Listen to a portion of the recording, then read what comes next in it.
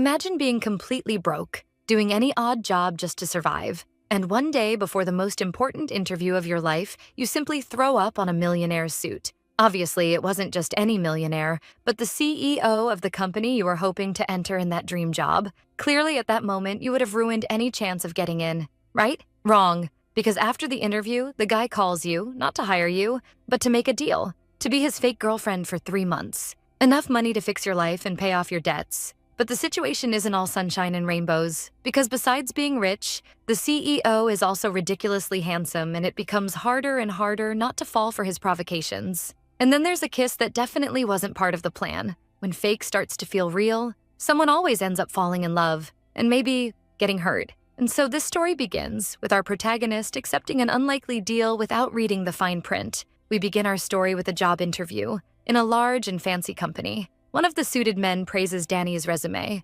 our protagonist. Another man asks if she has any previous experience. She replies that she has worked part-time jobs since childhood, and that is why her skills and sense of duty are unmatched. Unexpectedly, one of the interviewers asks what Danny would do if someone threw up on her. That question makes the girl very uncomfortable. Danny, with a look that clearly shows she did not like what she saw and heard, wonders why that smiling guy is sitting there in front of her. However, there is a flashback, and we go back one day in the story, where we see the protagonist riding her bicycle through the city. She takes out her phone to check a message reminding her about her job interview scheduled for the next day at 10 in the morning. The girl can't believe the appointment is already tomorrow, and she knows that this time she won't be able to run away. She lets out a sigh and says she thinks she will head back earlier today. Danny pauses, thinks for a moment, and decides she will make a few more deliveries, because she doesn't know what will happen tomorrow. Right behind her, a female voice in the background shouts for a taxi to stop. Danny looks back and discovers that the shout came from a young woman who had just left her belongings inside the taxi. Determined, the cyclist says, "She will go after the car. Go for it, girl." She asks the lady to wait for her right there. Danny would have to be Lightning McQueen himself to catch a car with just her bicycle. The protagonist follows the vehicle while the driver drives along humming, completely unaware of anything. Danny shouts desperately for the driver to return the lady's belongings. Nearby, Junkang is talking on the phone with Jamie, who asks him if his mother isn't really a sweetheart. He replies that she is, and says it is somewhat embarrassing to be pushed into a position he has been fighting for years. His friend on the phone comments that it is indeed a difficult situation. Jun asks if Jamie couldn't do something to stop his mother, but his friend answers that he would get scolded for taking responsibility, and admits that she has already talked to him other times. His friend reveals that he warned his mother there is a marriage proposal demand involving his brother. The young man retorts that it doesn't matter which of them will be the first to do it. While he says he truly doesn't care about that, something catches his attention. His car stops in the middle of the bike lane, where a crazy cyclist is coming from. His friend asks Jun if something happened. The elegant man simply adjusts his seatbelt and apologizes. Oh no, our protagonist appears at high speed, desperate beside Jun's car. Before an accident could happen, he gets out of the car and asks the girl what she thinks she is doing. He scolds her, saying she knew it was dangerous to ride like that. Still shaken from the near accident, Danny apologizes and explains that she was chasing a taxi to recover a little old lady's forgotten belongings. However, the protagonist starts to lose her balance on the bicycle. But before she falls, the man quickly reaches out his hand, and he gently holds her, preventing anything worse from happening. Danny thanks him for the help with a beautiful smile. However, she is soon asked whether her eyes and brain were just for decoration. Looking at her, the young man asks if it isn't crazy to think she could catch a taxi using a simple bicycle. Still irritated with the situation, he questions what the hell Danny had in her head to do that, leaving her with a comical expression. The protagonist replies that she knows she did something stupid, but nausea takes over her and she urgently needs to cover her mouth. Oh my god, what a time for that to happen. Irritated, the young man hopes she will never do something risky like that again in the future, and ends up receiving a splash of vomit on his suit. Neither of them knows what to do except stand there facing each other in front of that unusual scene. Danny was truly devastated because of the nausea. A few compromising seconds pass. In disbelief, the young man receives an apology and some bills to use at the dry cleaners, which is all Danny can offer. He simply stares at the 12,000 ones while she apologizes again and leaves him there with the suit stained with vomit. Knowing what happened, we now return to where we left off, where Danny is indignant to see the same man she met yesterday sitting at the interview table. She never imagined she would see him again. Then the young man breaks the silence and asks if Danny isn't going to answer the questions, and she confirms that she will. Clever as she is, the protagonist replies that she would be sure the person did not vomit on purpose, would accept the apology and move on. However, full of irony, the executive laughs and asks if just an apology would be enough. He takes advantage of the situation to comment that Danny is not only responsible, but also very generous. He smiles and says that this is great while looking at her resume. Outside in a courtyard with some blue chairs scattered around. After these events, Danny complains to herself whether at the very least the company couldn't give her an interview fee, since they are one of the top 10 corporations. Our hardworking girl laments that the cost of living was already damn high, and to make things worse, the interview was ruined. So what would it cost her to make one more delivery at night? However, in the middle of her whining, the phone starts ringing. Danny answers immediately. To our protagonist's dismay, the voice is that of the vomited-on guy. He asks if he is really speaking to her, to which the girl replies yes. Unexpectedly, the suited man asks Danny where she is. The girl replies that she is in a convenience store on the first floor. Unexpectedly, he asks her not to leave there, leaving her confused and not knowing what the hell is going on with this guy. Time passes, and soon the two meet. Danny asks him what is going on. John asks if she has already forgotten about yesterday. He had to buy a new suit after she vomited on him, and he wants to ask her for reimbursement. But to the poor girl's surprise, the price of the suit is more than 4 million wons. She asks him what kind of clothes could cost all that. John explains that he also had to spend 400,000 more to remove the horrible smell of vomit from the car. At that moment, Danny falls into an indescribable emptiness. Our protagonist does not know how to deal with that absurd situation. Before she can suggest a deal, she is interrupted by the executive, who asks if she did not hear him introducing himself at the interview earlier. Offering a card to the protagonist, he jokes that she does not have a very good memory. So Danny takes the card and discovers that the young man's name is Jun Kang and that he is one of the managers of that company. The girl is impressed that Jun holds such a high position and has such an extensive record. Even more unexpectedly, he suggests that if Danny cannot pay for the suit, then she should become his girlfriend. What in the world? That leaves the protagonist in an absurd state of confusion. A few moments pass. After hearing those words, Danny asks if by any chance, could it be that Jun hit his head hard somewhere? She thinks that is a strange thing to say. Soon, Jun Kang lays it all out and reveals that he does not want a real relationship. He only wants an act that lasts 3 months. That's all, isn't it? And if Danny really agrees to become his girlfriend, they can forget what happened yesterday. With the contract in hand, he explains that he would even hire her as a general manager, and furthermore, he would pay her a separate contractual subsidy. Danny looks at him with a very surprised expression. Then she starts asking him, was this some kind of scam? Jun tells her that he has never been so misunderstood in his entire life. He asks how she could call him a scammer. Our protagonist replies that it is very hard to believe that Jun is an executive, because it makes no sense that he could place her inside the company so easily like that. And her mother always said that you cannot trust strangers. Trying to convince the girl, the manager asks if this proposal does not make her feel that she is incredibly talented, but that only makes Danny think that the suited man is truly a bigger scammer than she imagined. Jun Kang lets out a big sigh. Then, surrounded by an aura, he reveals that he managed to be promoted so quickly in the company because his grandfather is the current president of Cho Group Corporation. Danny is impressed and comments that Jun must be an impressive man then. After that, he questions whether she would not like to check the performance records and add a few herself. With that, Danny thinks for a moment and becomes more alert. In the end, she decides to turn her back on the contract. Noticing the girl's reaction, Jun remains silent for a few moments. Then he starts talking about how difficult it is to find a job with so many benefits for only 3 months. And if she did not like the proposal, she should pay the 4.5 million wons to him. Knowing he has the girl in his hands, Jun even says he will return the 10,000 she gave to wash the old suit at the dry cleaners. At that very moment, Danny grabs the contract and asks Jun Kang to wait a minute. She asks why he would promise so much money for her to become his girlfriend if he could simply ask that of anyone else. So Jun replies that it is easier to spend money on people, and besides, he does not have enough time to spend on a real relationship. Our protagonist pretends to understand and questions the executive whether he can hire her privately, like that.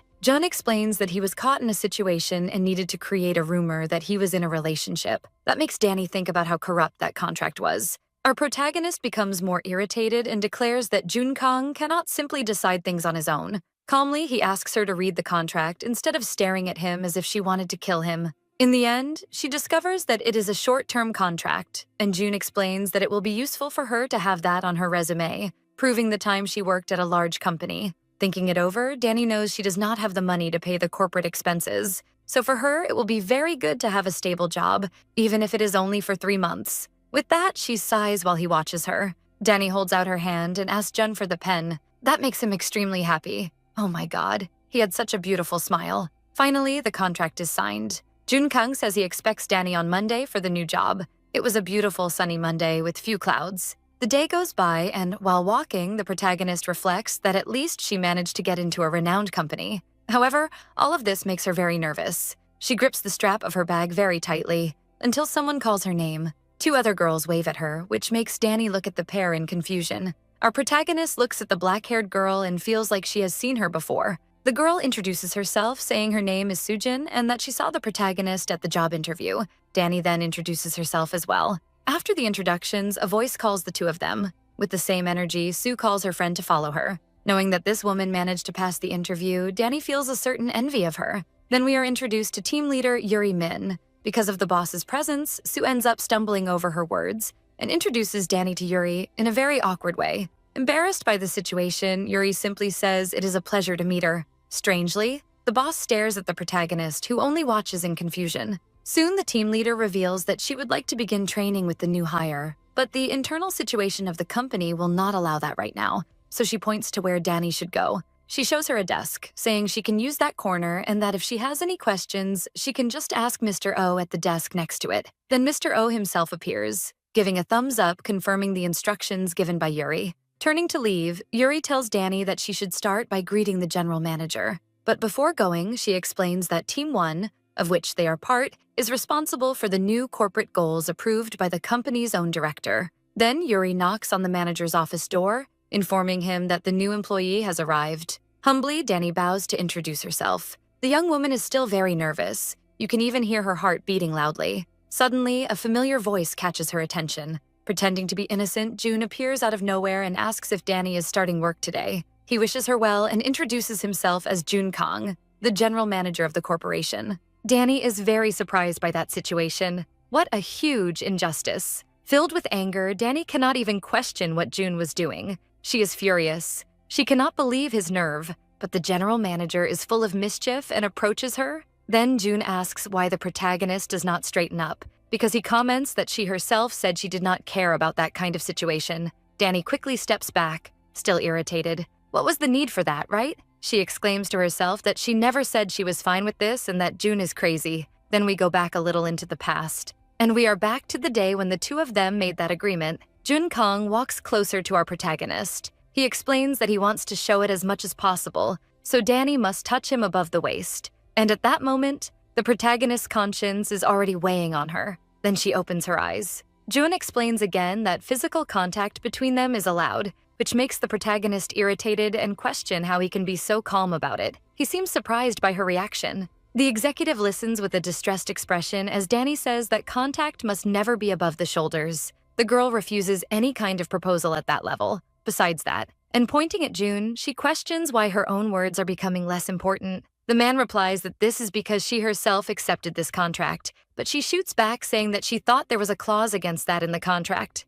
With that, June pauses for a few moments in silence. Then he takes the contract, which was kept inside his blazer. He points exactly to the part where Danny must obey his instructions, even if the protagonist is treated poorly during the process. Looking at the paper, Danny sees that it really was written in the contract. Tired, he says he will make a copy of the document for the protagonist to read later and no longer knows what else to say. After that, mischievously, he thinks about the 2 of them touching shoulders and that touch slowly moving further down. He was really shameless. That sentence leaves Danny furious. With the battle won, Jun asks his new girlfriend to save his number, warning her never to call twice and that she must always answer on the first time. Extremely angry, Danny thinks about how guys like him are all idiots. So, we return to the present. Our protagonist comments that she is not experienced in this kind of thing and asks if he is not going a little too far. Then the executive asks Danny not to break what they had already agreed on. Even so, the girl asks the manager to take his hands off her.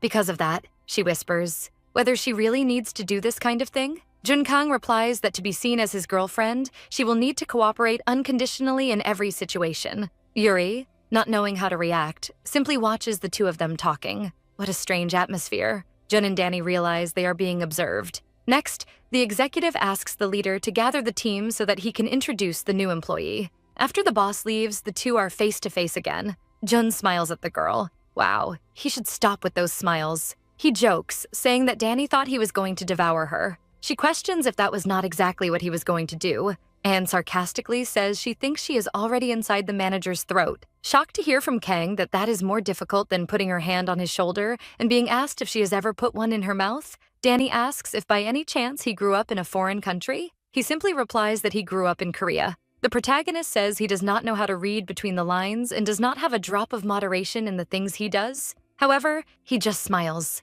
Then, Jun says that moderation is one of the words he likes the least. He claps his hands to the employees. Finally, a professional gesture. After introducing Danny to her teammates, the general manager gives a speech saying that the company has only come this far because of them, but the new brand still has a long way to go. He explains that they are making up for lost ground and need to move forward, since the team was assembled in a hurry and they still have a lot to improve. He announces the new team member and sets a 3-month deadline for them to focus on the work and finish what needs to be done, leaving the protagonist surprised. Danny anxiously thinks that she should have listened to her mother, but now it was too late. Smiling, he finishes by asking, why not make some changes to help everyone work more efficiently? Danny still has not gotten used to the touch on her shoulders. Jun Kang tells Yuri that the new hires must get used to the fast pace as quickly as they can, so Danny will become his executive assistant from now on. He tells the boss that he will need her help a lot during this time. Soon, he turns to Danny, telling everyone that she is, but he does not finish the sentence, causing an awkward silence in the room. Irritated and confused, the protagonist waits for Kang to say something and finish the sentence, until her eyes widen and our protagonist cannot believe what is happening. He starts to speak, keeping the suspense. Slowly, Jun holds her and reveals to everyone that Danny is his girlfriend. He even gives a little wink when saying the word girlfriend. Ironically, he wishes good luck to his partner, who does not know where to hide her face. Holding his girlfriend, Kang comments that he really is not a fan of the word moderation, and he tells the protagonist to follow the script properly. To him, it was all just a little play, wasn't it? However, all of that was only a daydream that Danny thought would happen. Our protagonist keeps looking at him, afraid that he will tell everyone that the two of them are in a relationship. The atmosphere became tense. And now, what would come next? Danny could not believe what was happening. For our protagonist's luck, Jun simply asks her to go into the office with him. She found that very strange. Danny wondered what reason Jun had to bother talking about something that truly does not matter at all. Inside the room, with a light air, the executive asked if the little executive assistant story was plausible. But Danny, still displeased, asks, what would be plausible to him? Irritated, she questions if he knows how many times she felt her heart was going to jump out of her mouth, and asks why he does not simply tell everyone that she is his girlfriend. Jun Kang admits that is not exactly what he wants. But he teases Danny by asking if the protagonist wants him. Thus, once again, Danny questions Jun if he really is Korean, and he replies that he has not even started and is already feeling quite bad. The executive commented that all of that is going to be fun. However, Danny asks if that is the only thing they are there to talk about. He smiles at her, extending his hand to the protagonist. Jun asks that, since they are in the same boat, Danny do this favor for him. Favors, favors, and more favors. He thanked the girl for not running away and going back to work, while she observed the boss's outstretched arm. The protagonist stops, sighs, and assumes that she truly has no intention of running away and escaping the agreement. They shake hands, but Danny also says that she has no intention of letting Jun get away with this contract. She will not let the executive do whatever he wants in his own way. Time kept passing. Danny talks with a team colleague while they were having coffee. He warns that the protagonist does not need to wear her employee ID all the time. The girl thanked him with an embarrassed smile. Suddenly, Jun appears behind Danny, calling her name. He looked like a horror movie killer. Frightened, Danny notices him and, desperate, almost drops the coffee. He held the coffee so it would not spill. Jun gently holds his girlfriend, asking if she is all right. That made Mr. O shocked, and our protagonist comically pulled away from Jun's arms. Whispering so that no one notices, Danny questions what the manager is doing there without any warning. Jun only replied smiling and commenting that her coffee looked delicious. The protagonist then retorts by questioning if he has never seen mixed coffee before. Danny grabs one of the coffee packets, saying that there are plenty of them there. She said that if the coffee looks so delicious, he himself should grab a cup, and she ran off right after. Soon we move forward in time once again, and the protagonist finds herself crouched down, wondering if she can push the machine a little. Because of her hair, she is not able to have a very good view of what is ahead. Suddenly, something catches her attention. Unexpectedly, Jun appeared once again and tucked Danny's hair behind her ears. He continued stroking her hair. In a sudden attitude, Danny says that she filled out the paper and that Jun can feel free to use it however he wants. Sometime later, in the computer area, Danny was busy doing her work. Out of nowhere, Jun appears to torment the protagonist, who can no longer stand the surprise interruptions from her contract boyfriend. She realized that a colleague noticed their interaction. So she makes a gesture asking Jun to please go away. Oh my god, that situation could not get any worse. He only laughed and told Danny to do her best. Sometime later, our protagonist was near the elevator. Wow, the girl looked very exhausted. Suddenly, she began to hear the voices of other employees talking. Poor Danny sees the general manager approaching while talking with another executive. Before they got closer, she begins to hurry away from there. Our worker exclaims to herself that she does not want to get involved with anything else today. All she wanted was to run away from there. Finally, after a long day of work, Danny arrived home. Finally, safe and sound. While taking off her shoes at the entrance, she tells her mother that she arrived home. Her mother asks if her daughter wants to eat something. However, Danny's disgust is so great that she does not even want dinner. With no energy at all, she goes to her room. She throws her bag to the side and simply collapsed on the bed. She cannot believe how bad all of that was. Then she vents that Junkang's only function was to follow his girlfriend, shouting that she was chased all day and could not focus on anything. Feeling as if the image of her boss was haunting her, she exclaims that all of this is very irritating. Hitting the pillow, she wonders if all of this is because the idiot manager is handsome. Our protagonist continues questioning what the reason was for the executive to follow her throughout the entire workday. She pauses for a few moments to catch her breath. Danny whispers to herself that she will not let him have peace. Completely filled with disgust, she even says that she will report Jun for harassment in the workplace. Right after that, the phone starts vibrating. She turns to see what it was. On the screen, Danny sees a message notification. That same night, the protagonist realizes that she forgot something. Picking up her phone, she says that she completely forgot that Max would release a new vlog about lunchbox recipes on the channel tonight. Danny decides that she will just enjoy her favorite's new vlog. She even goes ahead and gives it a like. The video starts with Max greeting his viewers in the sweetest way in the world.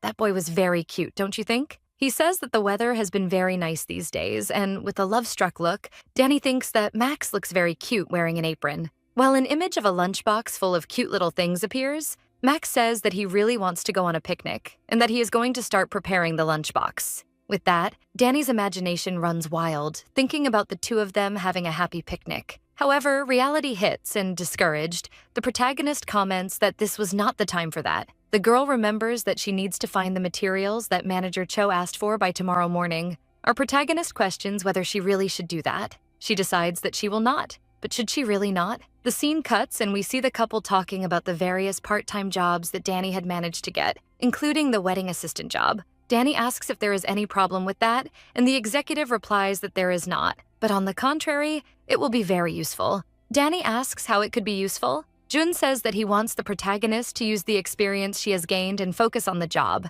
Danny questions him, and Jun quickly replies that she must be a simple employee who is the general manager's girlfriend. That is her job. He confesses that he did not hire a new recruit for the planning team, so Danny should not get her hopes up. He does not expect her to be good at that kind of service, and she does not even need to be. But Danny soon remembers the rumors that he teaches everything at lightning speed and the others will get suspicious. However, Jun says that is not a problem, because he only chose her as his assistant as an excuse. Adjusting himself, Junkang says that since Danny decided to return to work, that meant she was determined to fulfill the contract and there was no turning back. In addition, the executive says that she cannot break a contract just by using mere words. Ironically, he also warns that the penalty fee for breaking a contract is not cheap at all, and Danny should keep that very fresh in her mind. With that, we return to the present where our protagonist continues reflecting and watching the lunchbox video. While holding her phone, she thinks that in a way, Jun is right. According to her contract, her only duty is really to be the general manager's girlfriend.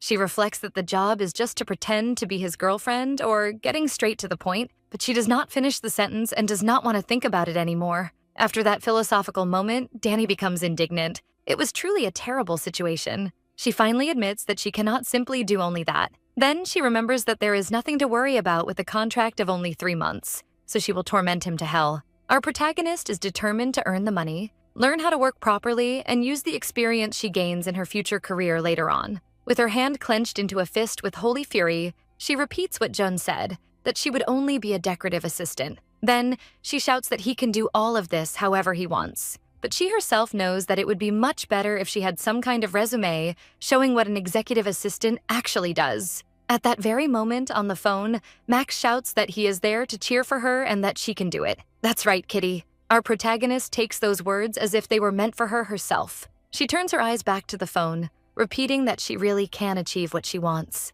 After that, we return to our dear protagonist's workplace. She enters the office greeting her coworkers. However, something frightens her. She hears one of the employees calling someone crazy. Watching the scene, she sees a man yelling at a young woman, asking if she understood what he meant or not. He shouts that he asked the employee to find last year's record, not that one. Besides that, he asks what the hell is wrong with her? Danny looks at that scene completely in disbelief. Behind her, the girl hears someone asking what is going on. Mr. O explains to a coworker that Manager Cho was but before finishing, he asks what was happening there. One of them answers that the man is training a new employee. Danny is very shocked. What kind of training is that? In disbelief, Danny questions what kind of man that was. Violently, the executive comments that this happens every time. Whenever he sees a new employee like her, he cannot help himself. Smiling maliciously, he warns that he has been keeping an eye on her recently. He continues mocking her, saying that the girl cannot even hold a stapler properly. And finally, he mocks her by saying that she goes to work and decorates her desk with colorful papers.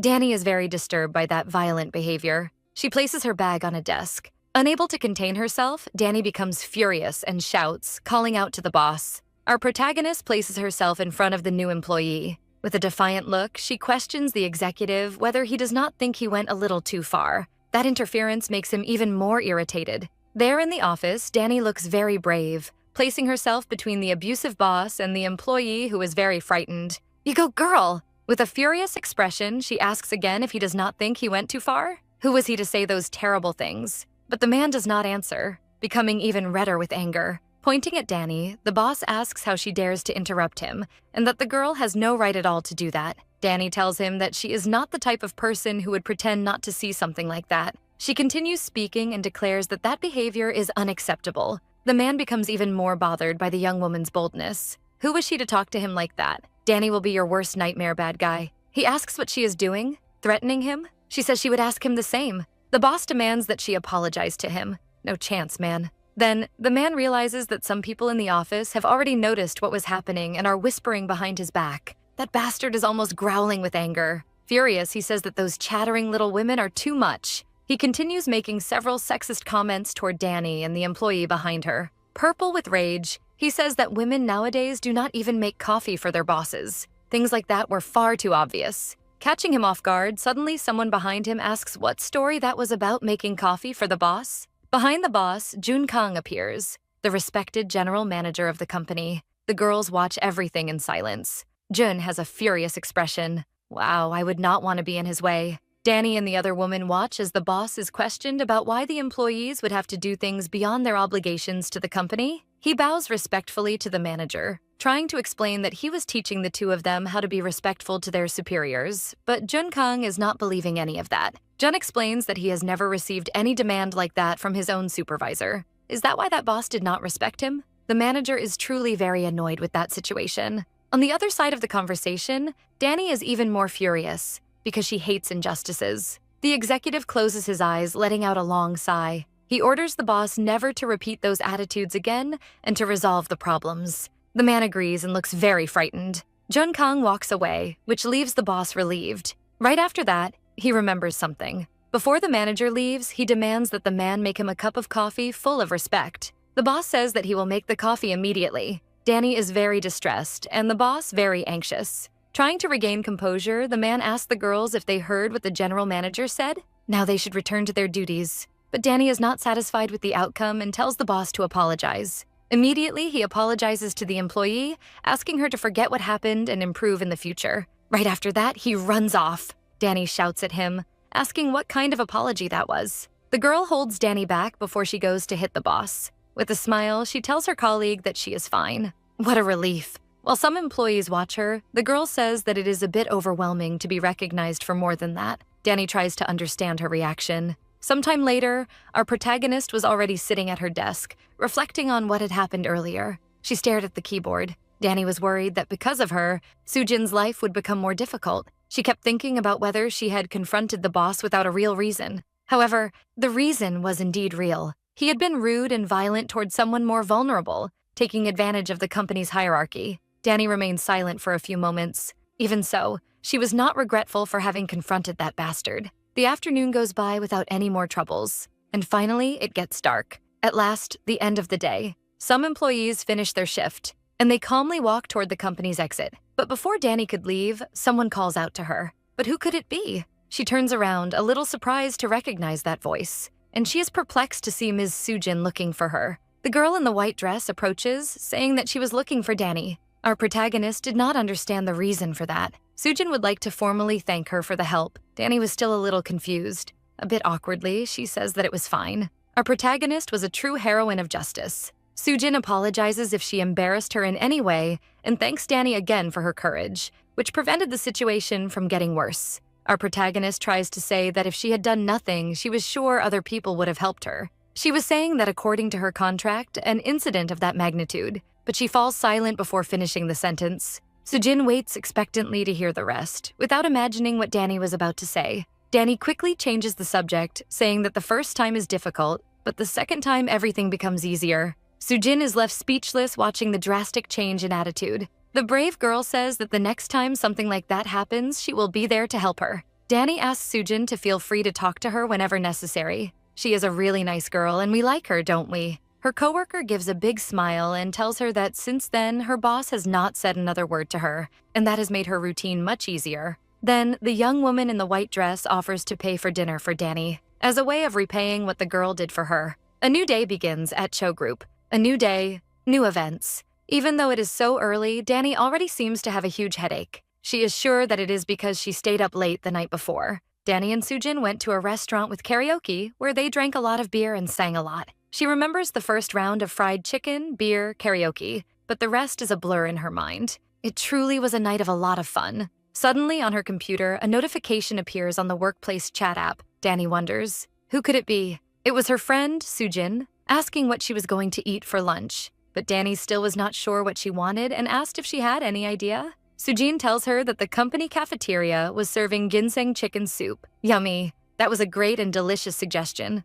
The two agree to meet in front of the elevator at noon. Danny is very excited. At lunchtime, some employees head toward the elevator halls. Sujin asks her friend if she has ever been to the Cho Group cafeteria. Danny reveals that she has never gone. Her coworker is very shocked. Where had Danny been all that time? The cafeteria was very good and quite cheap too. While the two chat waiting for the elevator, Junkang is there silently lurking. Suddenly, he appears behind Danny and the girl lets out a loud scream of fright. That was driving her crazy. However, Sujin seems happy to see the manager. Certainly because she was not in a dating contract with him, right? With an elegant smile, he asks the girls if they are going to have lunch. Immune to his charm, Danny slowly replies that yes. Like an insistent boyfriend, Junkang asks Danny what she is going to eat. Internally, she is furious, begging him to leave her alone to have lunch. On the outside, she just replies that she is going to eat something small. The elevator doors open. The three of them enter, and there is an awkward silence. Sujin does not understand why her friend seems so annoyed.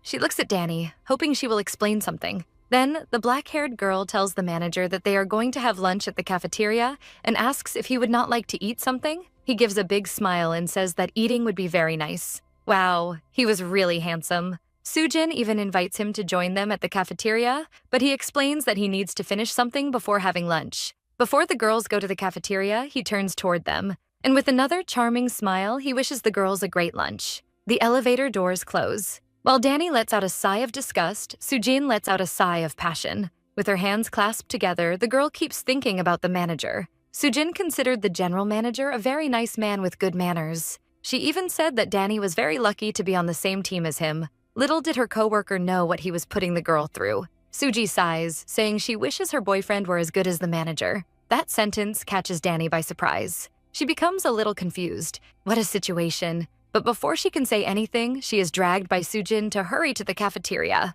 Then, Danny gathers the courage and asks if Sujin has a boyfriend. Her friend explains that she has been with the same person for 10 years. Wow. Even Danny feels envious of that commitment. But Sujin quickly says there is no reason to feel envious because they have been together for so long that they feel more like old acquaintances than boyfriend and girlfriend. Danny remains silent, thinking about how she could comfort her friend. Not caring too much, Sujin decides to change the subject and says it is time for them to go eat. Danny brings her badge close to the scanner. However, the machine does not read it. Our protagonist did not need another annoying situation. Danny asks her friend what could have happened. Sujin asks if the machine is not working. Behind them, a line of hungry employees watches them in a threatening way. Our protagonist becomes very distressed upon realizing what is happening. She calls her friend and explains that it is better for her to go eat outside. But before she can leave, someone asks if Danny needs help with something. Beside her, a handsome blonde man with captivating brown eyes appears. Wow, he looked like he came out of a dream. The charming young man gives her a beautiful smile. He points to Danny's badge and asks if the machine is not recognizing it. The girl explains that that happens sometimes. He takes her badge and asks her to follow him for a moment. The two girls hesitate a little. You could even play suspense music right now. Danny decides to go with him, and Sujin says she will wait there. Meanwhile, other employees use the machines. At the reception, the blonde man leads Danny to an attendant who is working on a computer. While he talks to the young woman, our protagonist waits in silence. The receptionist asks Danny which department she belongs to. The girl approaches the counter and answers that she is from Planning Team 1. The blonde man watches her as Danny gives her full name to the attendant. Then the young woman hands her a temporary badge. What a surprise. Danny is impressed by how quickly her problem is resolved. The blonde man explains that she can use that card that day to access the cafeteria. He also tells her that if her badge fails again, she just needs to request another one at the reception. She feels very happy. As they walk, Danny thanks him for his kindness and tells him it is her first time at the cafeteria. He says that her friend must have been waiting for a while and that it would be good for them to go eat. She says goodbye and wishes him a great lunch. Before he leaves, he turns to her and asks her to go to the HR team so they can adjust her badge. It will be very quick. With a smile, he says he will be waiting for her there. He waves cheerfully and leaves. Danny feels very grateful for the kindness with which the young man treated her. However, unexpectedly, Sujin appears behind her, letting out a little giggle which leaves Danny completely flushed. Sometime later, Danny peeks through the window of the HR office. Suji appears beside her, asking if the guy had not mentioned someone specific for them to look for there. Danny replies that he only asked her to go there. They try to look through the glass, but it seems like there is no one in the office. Suddenly, the blonde guy appears behind them, asking why they are not coming in. The girls are startled, and then everyone bursts into laughter. On the desk, there is a soda. Yummy. It looks very refreshing. Danny thanks him again for the help earlier that day. A little hesitant, he clarifies that he was just doing his job.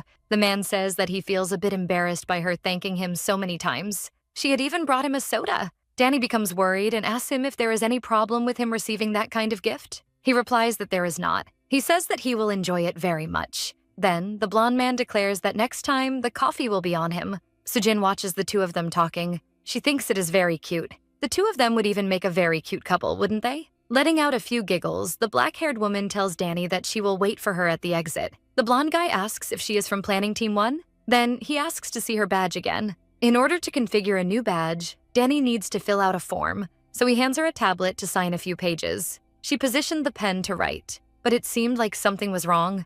Danny became confused. What was happening? Behind her, her friend Sujin was talking with another coworker. Our protagonist picked up the tablet and began to explain to him. For her, maybe the badge was not working because she was a temporary employee. Something changed in the blonde man's expression. He reassured her, saying that was not a problem. Holding her badge, he pointed to a small detail. The young man explained that her card was damaged because it had a slight bend, and that was interfering with the machine's reading. Once again, Danny thanked him, and he said she did not need to thank him so many times. She saw her own registration on his computer, and everything seemed correct. You could even see that it stated she was a full-time general employee. Sometime later, Sujin asked our protagonist what she thought of manager Michael Seo from HR. Danny answered with a smile that he was a very kind and polite man. Sujin asked if she thought he was only kind. What a curious girl she is. Danny replied that he was tall, very attractive, and when he smiled, he looked like a ray of sunshine. After that whole description, the black-haired girl asked her friend again what she thought of Manager Seo.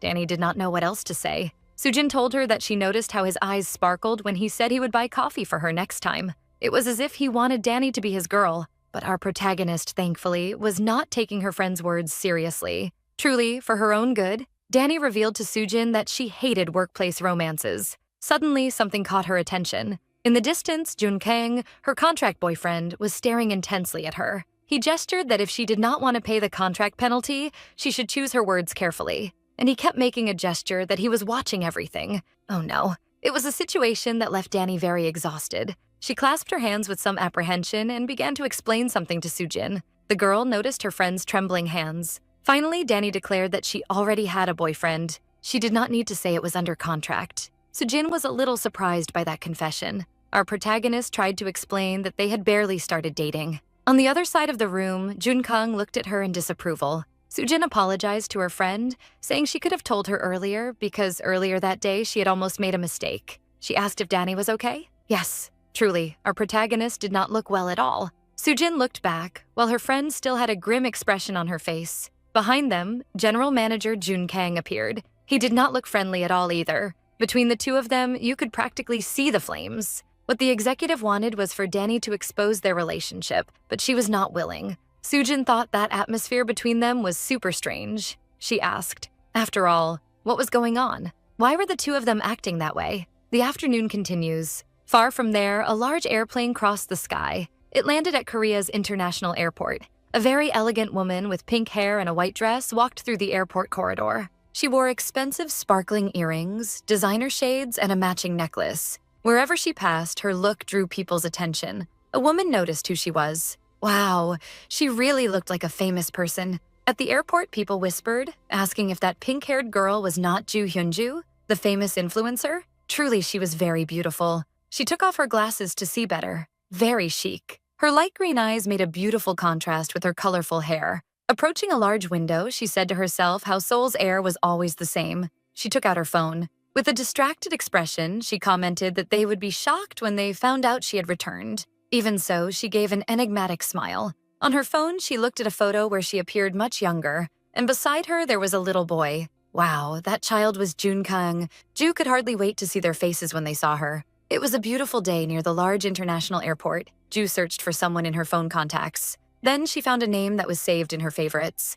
While she looked annoyed at her phone, people commented about her return and the time she had lived abroad. The beautiful woman thought for a few moments. Then she decided to call that number. When he answered, she said, "Long time no see, right?" Far from there, in a large company. Henry Hyuk answered the phone. The young man seemed very surprised. He asked if the one speaking was Ju Hyunju. Why would she be calling him out of nowhere? She asked, "How is it that, with your lack of awareness, you managed to accomplish anything?" Indeed, beauty was not something connected to kindness. While heading toward the airport exit, she explained to Henry that she had just arrived in Korea and asked how he was doing. But the young man seemed far too apprehensive to talk properly. She said she was very curious to know the latest news about Jun Kang, and Henry simply replied that if she wanted to know something, she should call him directly. Ju Hyunju was surprised to hear that. With a threatening expression, she asked Henry what he had just said. What did that story about a girlfriend mean? Already nervous, she began twisting her hair around her fingers. On the phone, she told Henry that she hoped it was just another one of his little jokes. If he knew how scary she could be, why was he messing with her? According to him, there were rumors that Jun was dating a woman from work. Henry confided that everyone who saw them said the executive was completely in love with the girl. That confession left Ju deeply shaken. That would have consequences. On the other end of the line, she told Henry that it was not funny at all and that she was going to hang up. Before Henry could say anything, she walked off through the airport. She held the phone tightly. Girlfriend? What nonsense. As she walked intensely, Ju wondered who had given him permission. After all, how dared Jun Kang date someone? That bastard. Far from there in the office, Danny looked around searching for something. Apparently, the girl suddenly felt a few chills. Why did that happen? Right? A few minutes later, she entered the general manager's office to deliver some documents he had requested. Immediately, he extended his hand to her. Danny was a little surprised by that sudden gesture. Jun Kang looked very focused. He took the papers from Danny's hands without even greeting her or looking at the girl. She found that very rude. Our protagonist waited silently while the executive looked over the papers. Finally, he thanked her without saying anything else. That was just like him, and he praised the good work she had done until he noticed a detail. Danny remained silent, waiting for his reaction. Why did a chatterbox like him suddenly stop talking? Suddenly, he reached his hand toward her, gently touching her face and hair. To her surprise, June still did not say anything more. She asked what all of that was about. Irritated by the sudden touch, Danny asked what he was thinking. Now, to our surprise, June simply replied that he was fixing her collar. Then he explained that her collar was wrinkled. Wow, finally Danny understood what was happening. She started patting it a few times to smooth it out, and June asked what she was doing. He heard our annoyed protagonist tell him that she felt uncomfortable when he made advances, even when no one was around. Jun Kang remained silent for a few moments. His gaze was very enigmatic. What did that mean? Then, he told Danny that she was acting very strange today. She held a clenched fist close to herself. Before our protagonist could answer, Jun Kang was already thinking about a schedule for the next day. Danny wondered why he had to be so attractive. The girl had not noticed it before because of the haircut, but the executive looked a lot like her internet idol, Max. That thought drove Danny crazy. The girl tried to compose herself while her manager looked at her completely confused. The personalities of the two were completely different, despite the great physical resemblance. Wow, both of them were really handsome. While she was furiously comparing the two men, behind her, Jun Kang said that tomorrow they would have an appointment to attend together in the afternoon and she should be prepared. Danny became very worried and asked him what kind of place she should prepare for. Jun Kang replied that it was a place he needed to go to with his girlfriend, and he flashed her a charming smile, asking if she understood what he meant. Danny thought for a moment before answering. In the end, she gave up and said she would manage. The next day, at the large Cho Group building, a beautiful yellow skirt fluttered in the wind. Danny had even prepared beautiful makeup so that everything would go well. Our lovely protagonist could barely recognize herself in the mirror. Apparently, it was not very common for her to dress up so much, even though she was a very beautiful woman. However, her thoughts were interrupted by someone calling her. Her friend Sujin jumped on her and asked what the occasion was. Danny looked fantastic. We agree, girl. She looked wonderful. Danny would do anything to avoid answering. Our protagonist brushed it off, saying she just wanted to change things up a bit, but Sujin kept asking if she had a date with her boyfriend. Suddenly, Jun Kang stopped in front of the two of them. He looked stunned by Danny's beautiful appearance. She raised her hand, and in a playful gesture, she asked the executive what he thought of her look. Jun Kang was completely paralyzed and speechless. There, in the company hallway, the three of them stared at each other in silence. With a big smile, the executive called Danny to talk for a moment in his office. Then he opened the door for her. But to our great surprise, he was horrified by her choice of outfit. Jun asked what kind of clothes she was wearing. The day before, he had told her to dress nicely. Danny became very irritated by that comment, since she was wearing one of her best dresses. June said she looked like a 12-year-old girl dressed for a meeting. That comment crushed Danny. She was so angry and reminded him that it was he himself who had told her to dress up. Jun regretted having made that request. He declared that if he had known Danny would show up like that, he would not have asked anything. While he picked up his phone, the girl tied her hair up, thinking she had no other choice. Our protagonist heard him call for manager Jang. Then, she heard him ask to cancel the delivery of the dress for that afternoon. What could he be talking about? Jun handed her a card and demanded that she get the address from Jang and head there immediately. Pushing the girl outside, he instructed her to ask them not to dress her in anything too flashy, since they were going to a publication launch party. Danny should be nice and accept whatever outfit they offered her. She walked hurriedly down the hallway. Before leaving, she turned to him to ask what kind of party that was. Sometime later, at a large shopping center, Danny looked at the store and asked what all of that was. In the display window, there were many sparkling jewels. They also had designer bags and a large golden chandelier. Several saleswomen brought elegant clothes to her, but Danny was still frozen, not knowing how to deal with that situation. One of them handed her an elegant red dress, saying that it had been reserved for her. Another woman approached with a white dress, saying that one would look better on her. Danny was overwhelmed by so many choices. She did not know how to simply choose. She asked the women what kind of dresses were worn for that type of occasion. Our protagonist explained to them that she could not be too flashy, since it was a publication event. Danny was buried under so many decisions. Suddenly, interrupting the girls' drama, one of the young women told her to head to the makeup lounge, even though Danny said she was already wearing makeup. But she was dragged away, while hearing the woman say not to worry, since Danny's makeup would be removed. A few moments later, someone gently applied compact powder to our protagonist's face. To complete the situation, another woman appeared to inform her that Danny would also get her hair and nails done. The truth is that Danny seemed to feel very well taken care of, despite the delicate situation. She wondered what other benefits that contract might have. She barely knew whether her nails were in good condition. The afternoon went on, lighting up that shopping center. Junkang was waiting for Danny to return. He was standing outside the company until a black taxi stopped in front of him. The manager was eager to know whether his expectations had been met. He went to the car to ask why Danny was not getting out. The man looked inside the car, and his expression seemed surprised. Junkang looked impressed by the work they had done. Wow, Danny looked very different in a beautiful blue dress that matched her eyes. She had also gotten a lovely pair of earrings and a necklace. Our protagonist complained that the waist was too tight and that she could not move much. Despite her comments, Junkang was very satisfied and happy. Danny revealed that it was her first time wearing high heels. She walked beside him, complaining about how people were able to walk in those things. Trying to convince him, she even made a sad little face. The executive looked at her, trying to decipher what she was trying to tell him.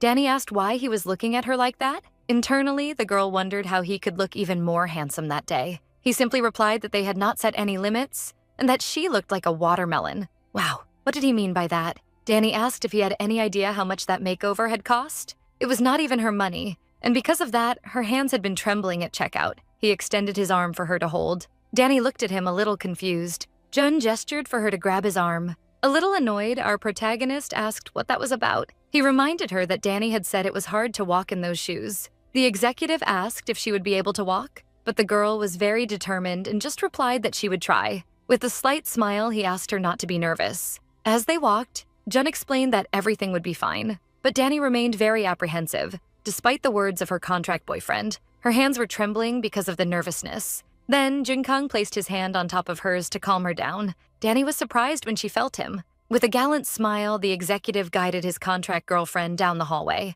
And finally, they arrived at a large formal hall. There were many very elegant people attending the event, and there were also many delicious foods being served on a table. Danny was practically drooling and asked if she could eat. Jun led the girl away from the appetizer table and said not even in her imagination. How mean. She truly deserved a little snack, didn't she? Bringing Danny closer, the executive explained that they were being watched by several people, from congressmen to presidents and journalists. He asked her to remain as discreet and silent as possible. Demanding even more from the girl, Junkang said that she should not answer any question without his permission, and if necessary, he would signal her. Quite annoyed, Danny confirmed that she understood she needed to stay quiet and still. Oh no, she tripped on her high heels. Danny began to fall. She closed her eyes, anticipating the pain. But before she could hit the ground, Junkang gently caught her in his arms, and the two exchanged glances. That sudden closeness clearly left Danny uncomfortable. She steadied herself again in her elegant new shoes.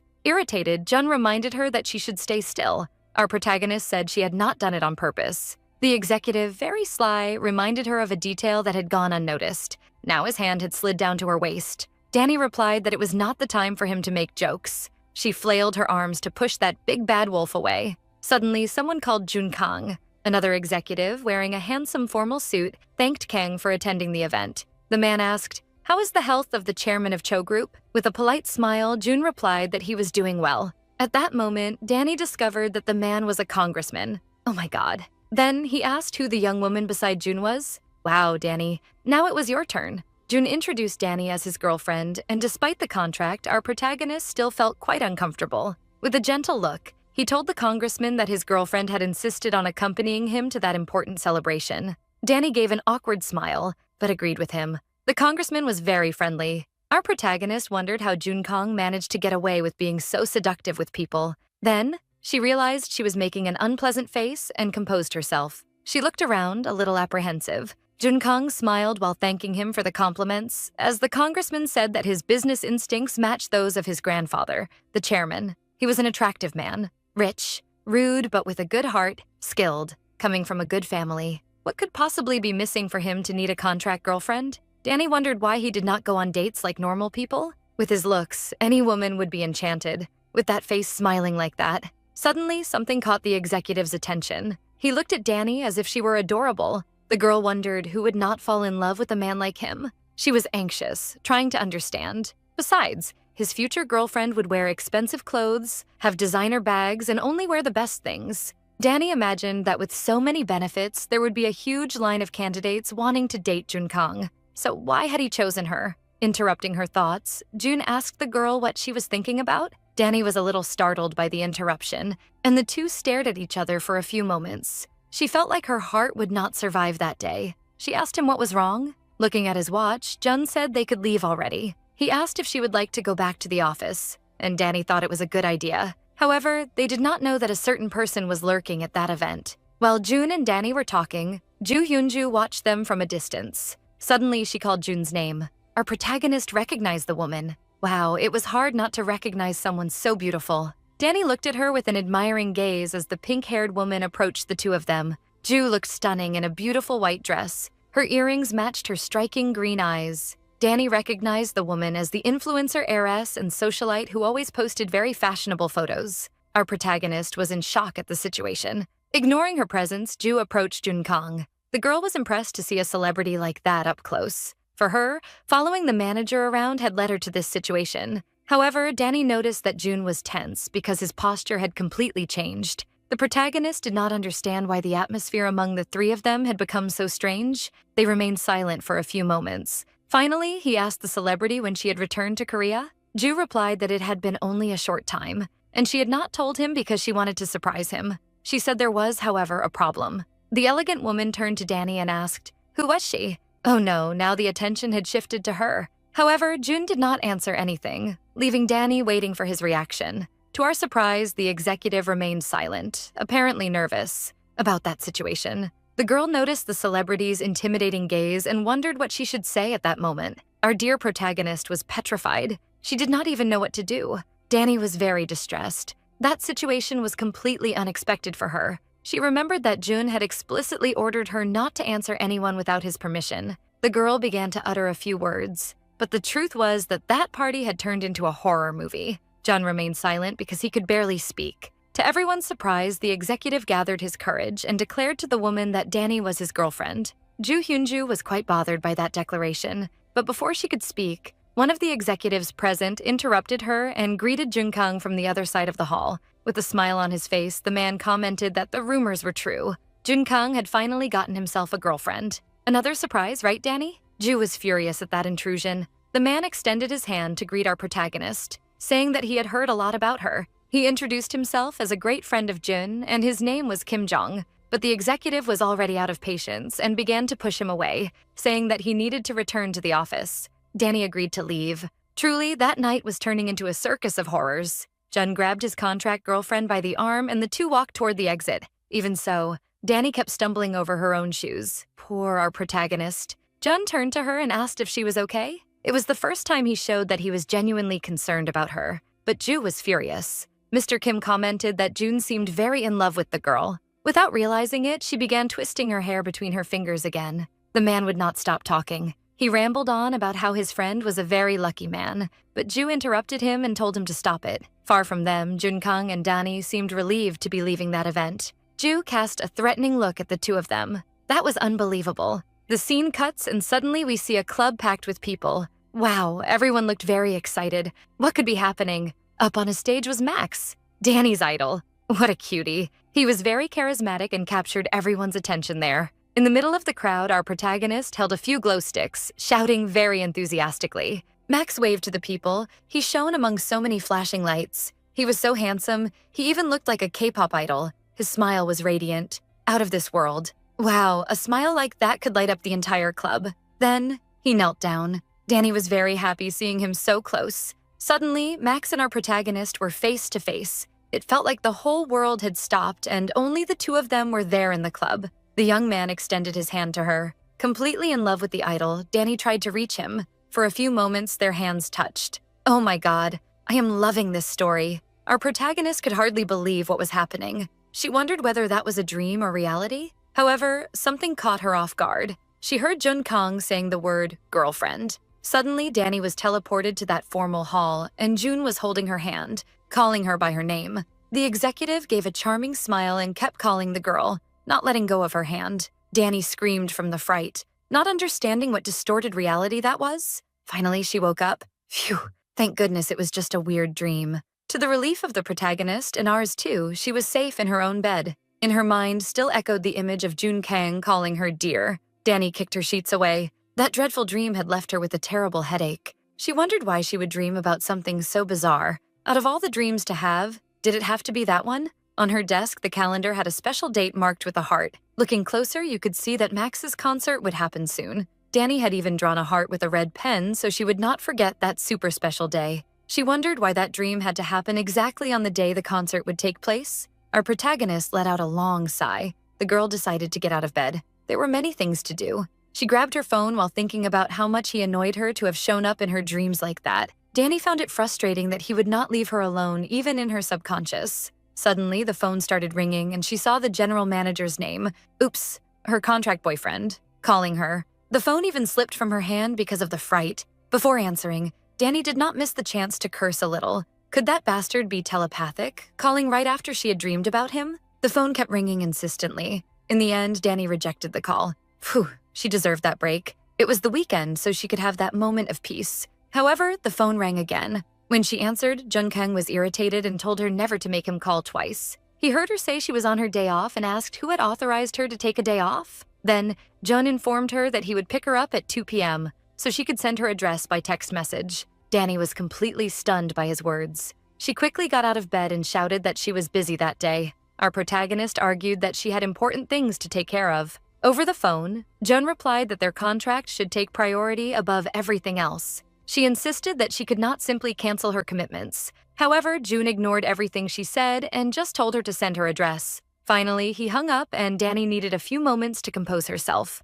The girl held her phone tightly, even though her hands were trembling. How could that damn man do that to her? Jun Kang had gone too far with her. Right at 2 p.m., the executive parked his car in front of Danny's building. He pressed the button to roll down the window. The window went down quickly, revealing Danny's face. She looked awful. Jun looked at her with a mocking expression. How dared she show up in front of him in that mood? It was the beginning of the afternoon, and he told her to get into the car. The car sped quickly through the streets. Jun Kang did not look satisfied at all. Danny was very, very upset. Finally, the executive decided to ask what she was going to do that was so important later. Our protagonist did not feel like talking and gave him a threatening look. Well, he was trying to take an interest in the matter. Danny did not feel confident sharing important things about her life with him, even though he was her contract boyfriend. Jun Kang took a deep breath while driving his luxury car. Then, she revealed to him that she was going to a concert that night. He repeated, shouting, "A concert?" The executive commented that she had told him it was something very important. Danny, shouting back at him, said that it was Max's first concert in 2 years. It had been very difficult for her to get those tickets. We agree it was truly a unique event, and she deserved to go. All of June's interest in that conversation drained away. Then he revealed that they would stop by a store and then go have dinner with some of his married friends. So Danny should behave. Danny was mad at him and asked, "You dragged me out of the house just to go eat with some friends of yours?" All of that after she had told him she had important plans. He merely replied that in the end, her commitment was not important at all. Danny was very upset because he promised he would give her something so expensive that she would forget the price of the tickets. She tried to explain to him that the problem was not the money. Before she could say anything else, he told her to drop it. How could he be so insensitive? Jun asked her what the point of that tantrum was. After all, she had voluntarily signed the contract he offered. Danny felt very sad hearing him demand that she either pay for the damage to his suit or accept following her obligations. Our protagonist was so disappointed by his behavior that she remained silent for a few moments. She was truly hurt. Look, seeing her sad even made me sad too. The girl firmly held onto her seatbelt, knowing she had already lost that battle. In the chic store, there were many elegant clothes hanging on racks. Impatient, Jun Kang asked if there were more options. One of the saleswomen showed Danny some blazer outfits and was constantly interrupted by the executive asking for more and more options. Danny was quite bored, but she could not understand his dissatisfaction. Because of Jun Kang, she was also starting to get impatient. What was his intention in making her waste time there? Annoyed, she asked if he was playing dress-up with the doll. The saleswoman also became uneasy when she saw his serious look. Apparently, he was angry about something, but no one could figure out what. Danny could not stand trying on so many different outfits anymore. She said he had been in a bad mood since the moment he woke up. In the middle of that crossfire, Danny promised she would make Jun Kang taste his own medicine. The sun set, painting the sky with various shades of orange and purple. Inside the restaurant, a lovely couple was talking. It was nice to see people in harmony every now and then. Mr. Kim gave a big smile. His guests had just arrived. Danny and June joined the couple. Then she recognized the man in front of her because she had seen him at the publication launch event.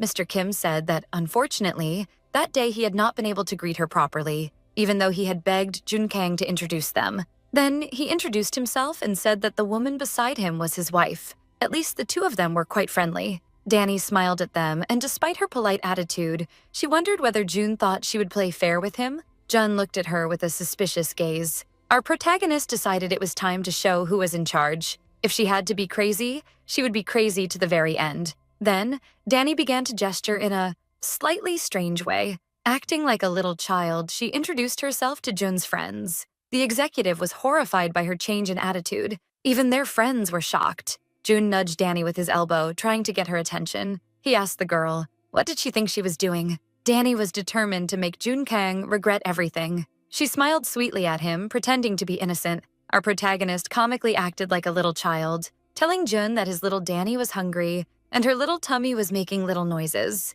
Making a very cute face, she asked Jun to give her lots of little foods. The executive was completely horrified by that performance. Mr. Kim cleared his throat. Trying to change the subject, the couple said it was a good time to order food and asked if they would like to eat meat or fish. Danny made a crying face. The two were left speechless when they heard the girl sniffling. Danny started shouting that she wanted chicken soup. Jun Kang was paralyzed, unable to react to that madness. She shouted even more, asking why he would not give her chicken soup. Stunned by the yelling of his contract girlfriend, the executive asked why she was shouting like that. Danny turned red with anger, saying that she wanted the food. Despite that, she was thinking about her idol, Max, bringing cotton candy to calm her down. Now, the entire restaurant was hearing Danny scream for chicken soup. Later, in the restaurant parking lot, Jun Kang was devastated, leaning over the steering wheel of the car. He muttered a few things to Danny. Without looking at her face, Jun asked if she had lost her mind. She asked indifferently what she had done wrong. He questioned her if she was really being serious.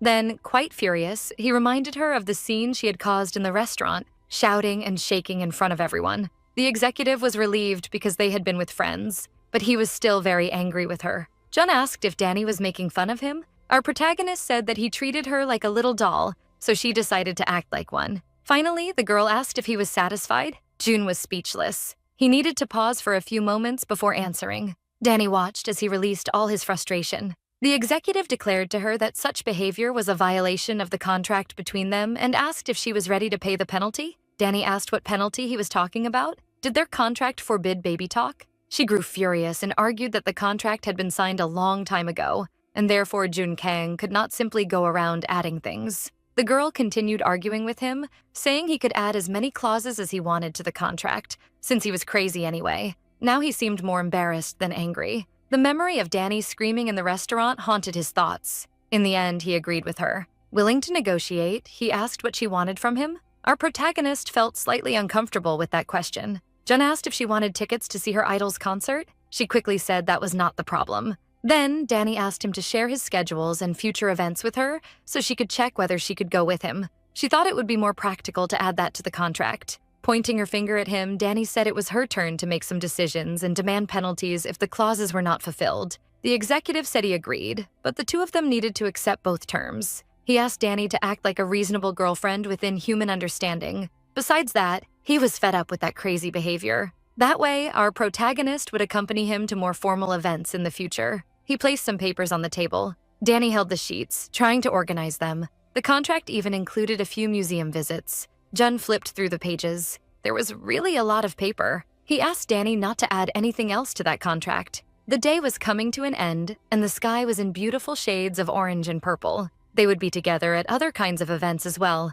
and Danny would stand beside him applauding whatever it might be. It seemed like something quite prestigious, since the other guests applauded too. Jun carefully read her conditions. Finally, it was time to sign the dating contract between the two of them. Suddenly, something caught his attention. Danny was standing alone in front of the elevator holding a bag from a chic store. He asked her if she was leaving. The girl replied that she was. Out of curiosity, she also asked if he had already finished his day. The executive replied that yes, obviously. Holding the updated contract in his hands, Jun said he would review it the next day. Danny told him to just hand the papers over to her while she fiddled with the bag. He held the bag while she reviewed the contract. Jun asked, what was inside that bag? She told him it was the dress and shoes from the event that they had gone to, and that she intended to return them to the store, even though it was very far away. The man remained silent for a few moments. He thought about it for a bit. Finally, the executive offered to drive her to the store. But first, the man asked Danny to sign the contract. She was super happy to get a free ride. The two entered the elevator, and the girl asked him if he could also take her home. Jun asked if he had now become her private taxi. Danny said he had no heart, and the elevator announced that they had arrived at basement level 3. The door opened, but the place was completely dark. Danny looked outside and asked why all the lights were off. She stepped out of the elevator. As she walked, she tried to understand why everything was dark. But before she could go far, Jun quickly stretched out his hand toward the girl. Unexpectedly, he grabbed her by the collar of her dress. Then, he quickly pressed the button to close the doors. Danny coughed several times. Oh my god, what happened? Still frightened by what had happened, Danny touched her neck and asked why he had done that. Suddenly, she noticed something very bad. Beside her, Jun Kang was leaning over the elevator rails. Danny tried to call him, but the bag with the dresses was lying crumpled on the floor. He looked terrible. Without further explanation, he began coughing a lot. Then came the sound of glass breaking. Oh no. Sometime later, Jun was sitting beside the crumpled bag. He looked at his phone while she stood anxiously in front of him. The executive was still trembling a lot. Poor him. What could have? Despite trembling, he managed to hold the phone and dial a number. Danny heard him anxiously ask Manager Jang to get his car keys and remove it from B3 level because the parking lot had no lights. Jun Kang was still feeling very unwell while talking on the phone. Finally, he hung up and took a deep breath. Danny approached him, and now we do not know whether she was furious or very worried about him. She looked at him with a serious expression and asked what had happened. Why had he acted that way? We want to know too, Danny. Jun was very annoyed by her questions. He closed his eyes for a few moments to think, but without clarifying anything further, he gestured for Danny to just leave. However, our determined protagonist told him to explain what was going on. Jun's hands were still trembling a lot, and he asked Danny again to step away from him. Seeing that she would not move away, he decided to shout for her to leave once and for all. Danny was startled by his sudden change in mood. Quickly, Jun stood up and grabbed the bag with the dress and shoes inside. The executive told Danny to stop bothering him and just go home, and that he himself would return the items to the store. Our protagonist tried to argue that she was worried about him, but it was in vain. Despite her concern, she told him that even when someone cared about him, Jun made a drama out of it. Danny left thinking how that attitude was so typical of him. And then someone called out to the general manager. Manager Jang approached, worried to know if his colleague was okay. Jun heard the manager ask if he was well enough to drive and noticed an important detail. His hands had stopped trembling. In the past, the tremors would last for hours. He looked at his hand and said he was fine. Jun gave a slightly shy smile. How cute. Deep down, he knew he was better thanks to the help of a certain person. Meanwhile, Danny marched furiously away from Grupo Cho. The next day, the employees were working in the office. Danny lightly knocked on the glass door of the general manager's office. She entered Jun Kang's office, asking about some documents he had requested. The executive looked at her curiously. He asked what she was talking about, because he had not requested anything. Danny explained that she needed a reason to come into his office. She sat down to talk to him. Danny wanted to talk about the previous night and asked if he had arrived home safely. Jun quickly became irritated by her questions and told the girl to leave. Besides that, he looked very different. His hair was messy. His usual suit was wrinkled, and he was not wearing a tie. He gestured for her to go back to work, and she reminded him that he had promised she did not need to work seriously. Danny slammed her hand on the desk. Our protagonist also became quite irritated and told him to stop changing the subject. After all, what had happened last night? He said she was too curious and should mind her own business. Jun took a deep breath. He looked very tired. Danny listened in disbelief as her contract boyfriend told her that he would have to leave 2 hours earlier that day, so she should return to her tasks. She stood up furiously at him. Now he was truly startled. Our protagonist reminded him that they had agreed to share their schedules in advance. She declared how unacceptable all of that was. With the victorious pose, she said that Jun Kang was violating their contract. Now yes, Danny felt like a winner. The man was very surprised to hear her say that it was time for him to pay a penalty. He let out a loud laugh. Jun Kang asked what she was talking about. Danny asked what he thought. She was imitating him when he had a nervous breakdown. Jun said that imitation was not accurate at all. Danny wanted him to admit she was right at least once. With an assertive look, she repeated that his behavior was a clear violation of the contract and that he would not simply get away with it. She added that Jun should forget about the penalty because she would give him a different punishment. The man asked what it would be. Our clever protagonist then asked him to tell her what had happened to him yesterday. Wow, it was time for him to reveal the secret. Danny was a little confused when she heard him say that he understood her situation. Jun said he had one condition.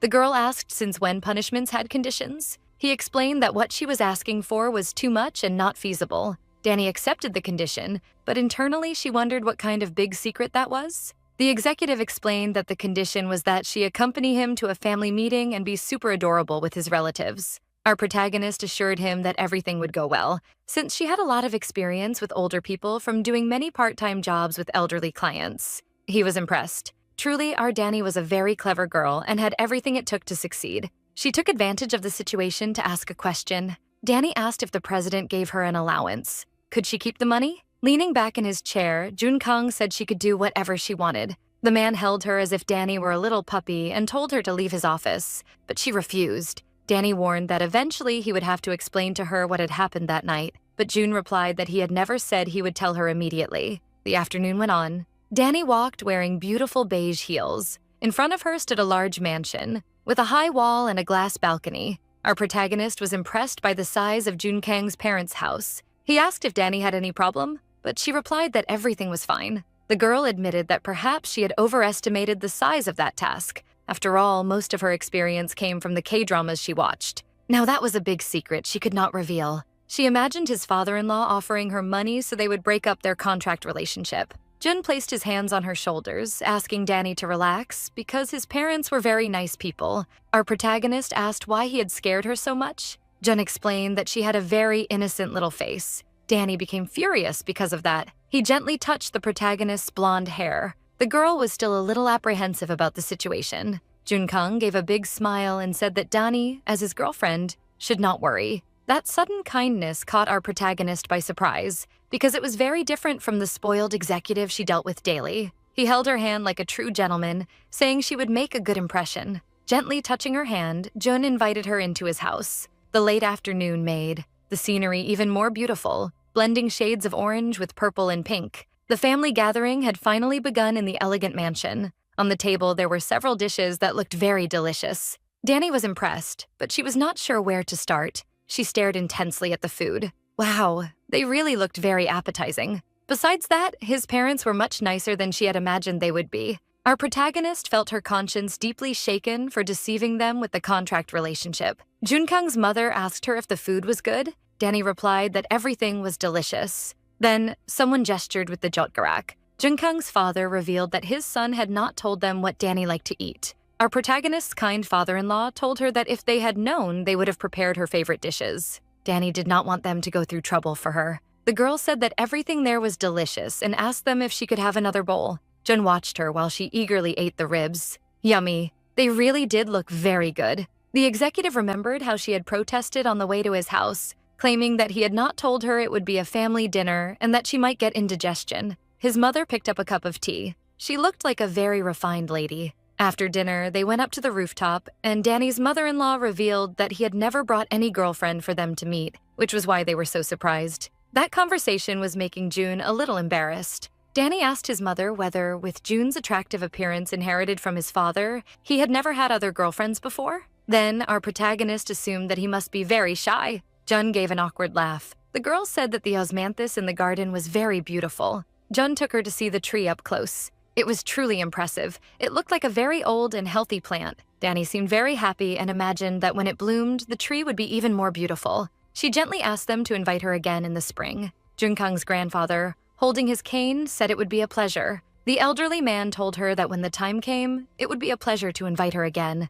Danny smiled sweetly and thanked him. His family asked how Jun treated her at work, and she replied that he was very respectful and always treated her very well. Danny truly was a fantastic actress. While having coffee, seeing her interact well with his family made him feel much more at ease. But to everyone's surprise, the grandfather asked if they already had wedding plans. Wow, this time Jun almost spat out all his coffee. Danny was petrified while her boyfriend coughed intensely. His mother agreed with the grandfather, saying that soon Jun would be the next president, so he should settle down with a good woman and plan to have children. After all, if the two liked each other, what was the problem? The grandfather, the chairman of Grupo Cho, told them to hurry with the preparations, since money would not be a problem.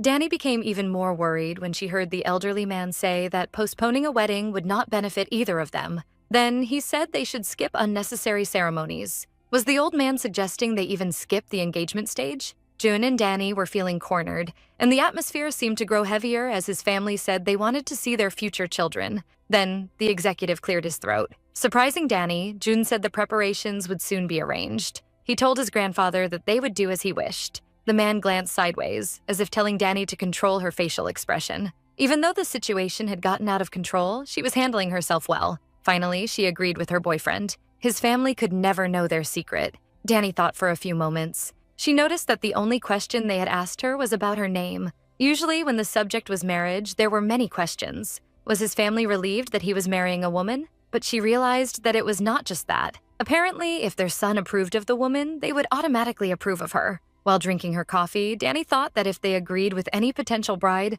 why did he need a contract? Suddenly, the protagonist noticed that her mother-in-law was looking at her. Besides being refined, Ms. Kang was a very sweet lady. There goes Danny's conscience being struck hard once again. The girl let out a soft sigh. Apparently, that situation would be her new life script, and therefore she should get used to it. The afternoon went on, the sky now taking on a beautiful reddish hue. On the street, Jun drove his elegant black car. Danny looked out the window with a distracted gaze. He asked how she knew about the osmanthus tree. She replied that it was obvious, but he did not think so, even though it was his grandfather's favorite tree. Jun explained that, as she had noticed, it was a very well cared for plant. The executive told the girl that his grandmother loved that tree. The scent of the osmanthus flowers always reminded him of her, so that was why his grandfather still took such good care of it. Danny thought for a moment about his words. Was that why his grandfather insisted so much that his grandson get married soon? She decided to ask her boyfriend why he had accepted the marriage. Danny felt uncomfortable lying to the elderly. Danny asked what would happen when their contract ended. He suggested that if they broke up, she could tell people that he had cheated on her. Our protagonist felt very uncomfortable. She asked if there were any other excuses they could give. Then Jun said she could claim that he got too distracted and she chose to break up with him. Maybe then his grandfather would never want to see his own grandson again and would send him away to America forever. Danny asked if Jun would like to go away to the US. He smiled distractedly and did not answer her question. Our protagonist was bothered and asked why he stopped answering her in the middle of a sentence. Upon hearing that she asked too many unnecessary questions, she said that if he did not want to answer them, he should just tell her. But then Danny remembered something, which made her even forget about the subject. She screamed so loudly that the moving car shook. Alarmed, Jun asked what had happened. Danny, completely in shock, said that she had forgotten some important documents at the office and they needed to go to the company immediately. Jun was stunned while she shouted at him to speed up. Jun looked terrible. The two arrived at the office and both were quite upset. While they were still in the car, he asked her what documents those were. He questioned why it was so important to go get them. It was not like someone at the office would steal some papers. The girl shouted at him to turn the car around. Danny explained that if he had not bothered her all week, she would have remembered to take the papers. With a worried look, she warned that if he did not take her to the office, she would get out and grab a taxi somewhere,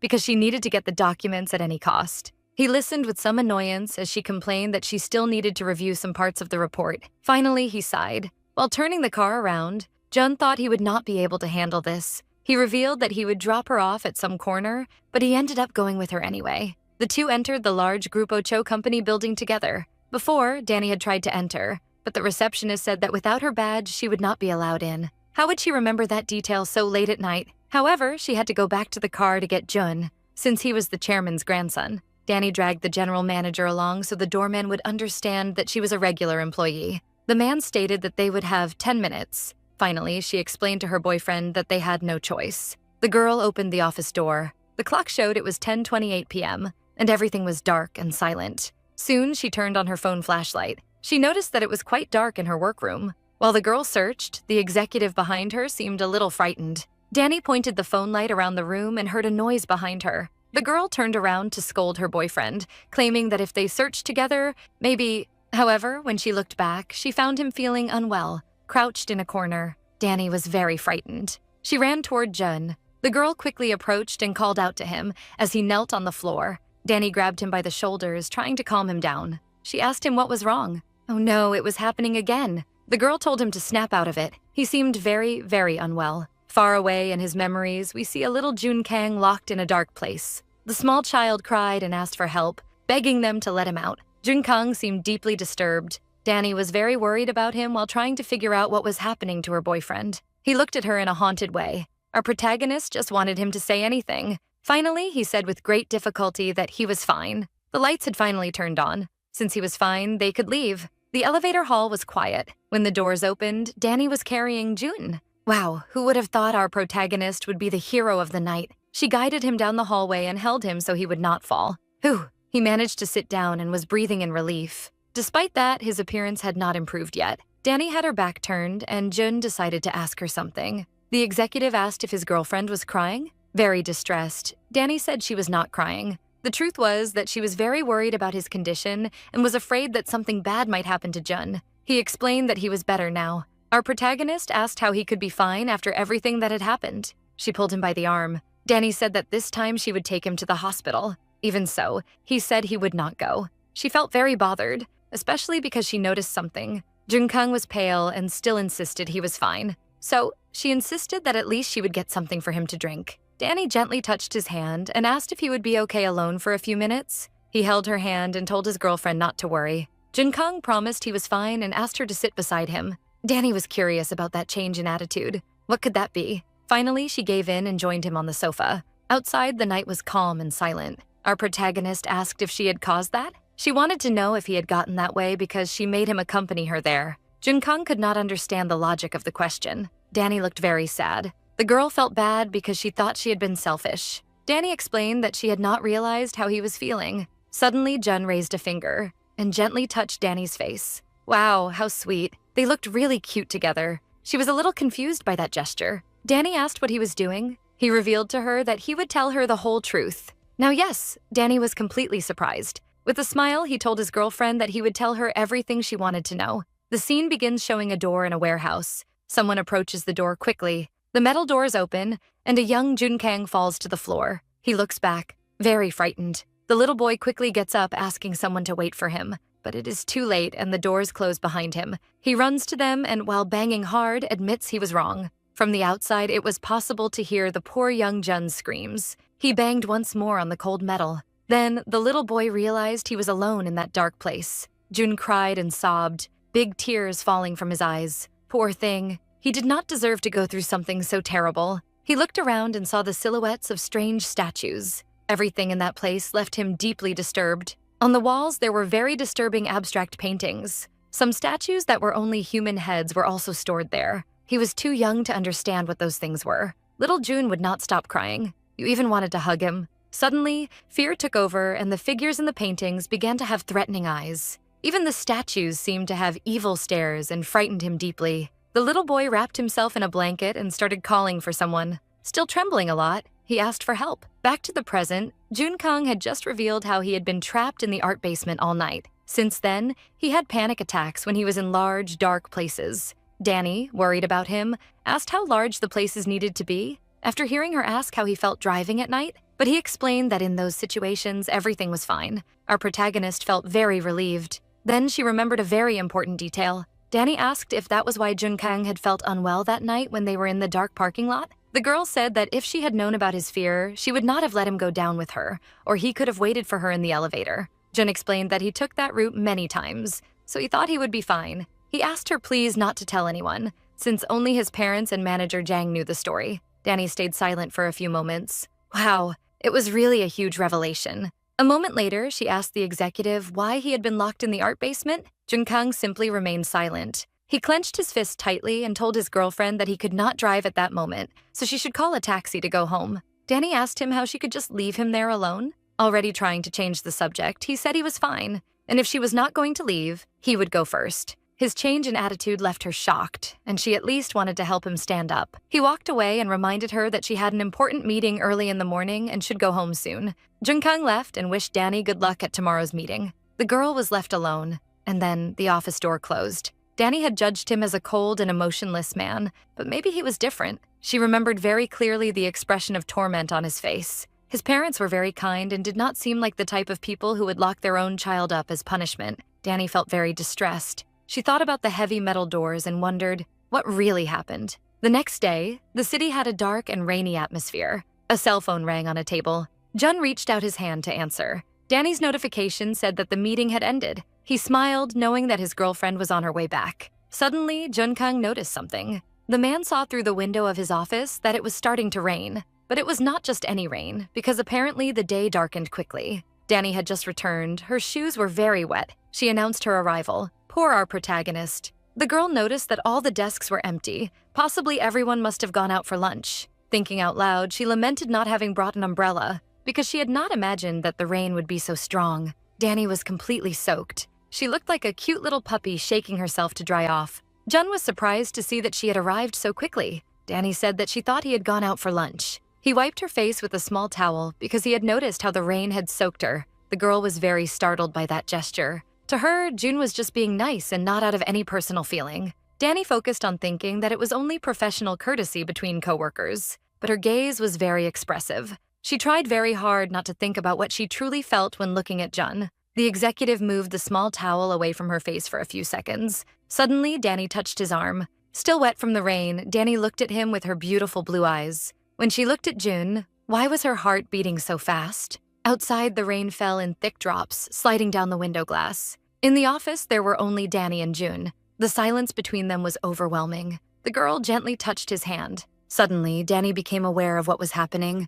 She quickly let go of his hand, ruining the atmosphere between them. Jun asked her to wait, but our protagonist had already run off. The executive stood there in the hallway. Paralyzed by feelings he did not know how to describe, he stopped for a few moments, and then looked at his hand that was still holding the small towel. The scene cuts to the women's restroom. Danny closed the door very forcefully. Our protagonist was almost out of breath and looked like she had run an entire marathon. She looked at the mirror and said out loud that all of this was madness. The girl asked why her heart had raced so much and why her face was so red. Danny needed to get a hold of herself and remember that she was only acting as a girlfriend and that it was just a temporary contract. Even so, she was still very disturbed. The girl told herself to control that frustration. After the storm passed, the day became beautiful. A blue sky, almost without clouds. Sometime later, Danny was already calmer and dry despite the earlier rain. She was relieved because at least her clothes dried quickly. Then something caught her eye. Wow, was that really happening? Danny recognized that woman with long pink hair.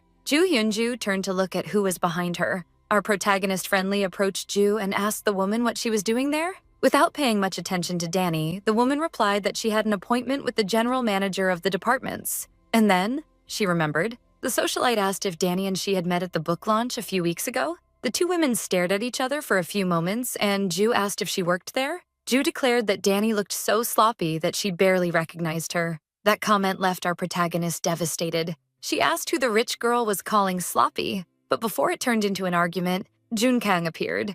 Ju gave him a huge smile and openly ignored Danny, which made the girl even more irritated. Jun invited the woman to talk in his office. Apparently, he could see through her good person disguise. Ju still had time to cast a slightly malicious look at Danny while entering Jun Kang's office. What a nasty little woman. Danny looked at her very annoyed. Jun looked at his girlfriend for a few moments. He touched her shoulder. The manager asked her to be kind to Ju, and above all, not to pick any fights with her. Soon after, Danny was left alone in the hallway. He gently touched the glass. Jun Kang sighed in relief because that situation could have turned into something even worse. Ju declared that she had gone up to the general department's floor. She said she was surprised to learn that he was working downstairs with the other employees. The executive explained to her that he planned to work there until the launch of the next brand and that the next team could take over with more autonomy. She picked up the coffee cup. Ju asked if the blonde girl from earlier was really his girlfriend. It must be nice to see her so often, since the two of them worked on the same floor.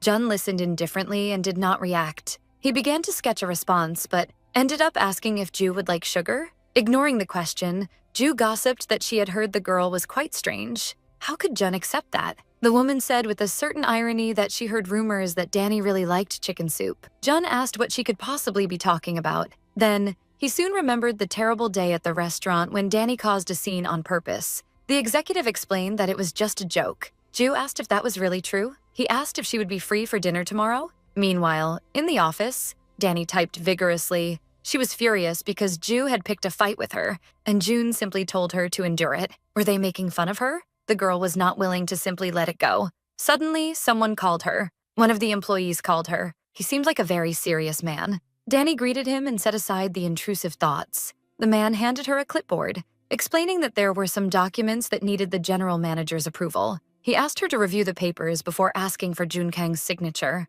The employee also asked if Ms. Ju had already arrived, and Danny confirmed that yes. He was sure that Ju had been rude to Danny, and that was why the girl must be having a difficult day. Then the guy revealed that Ju was like an older sister to Jun. She was an heiress and also a socialite of the great Seongdo department store. Since the two were from very prestigious families and lived close by, they became friends from an early age. Danny heard him say that Junkang and Ju Hyunju grew up like family. The man explained to our protagonist that since Ju was an only child, she and the general manager were very close. He also said that she was a little rude sometimes, so Danny should not take it to heart. After he left, Danny kept thinking about what she had discovered. She wondered what kind of sister could be so cruel as to pick a fight with her brother's girlfriend. Did she not approve of Danny as Junkang's girlfriend? Then someone nudged her. Our protagonist raised her head and noticed that her boyfriend was behind her. He then told her that he needed help with fieldwork and asked her to follow him. Danny was confused by that strange request. What could it be about? The afternoon was calm in the office.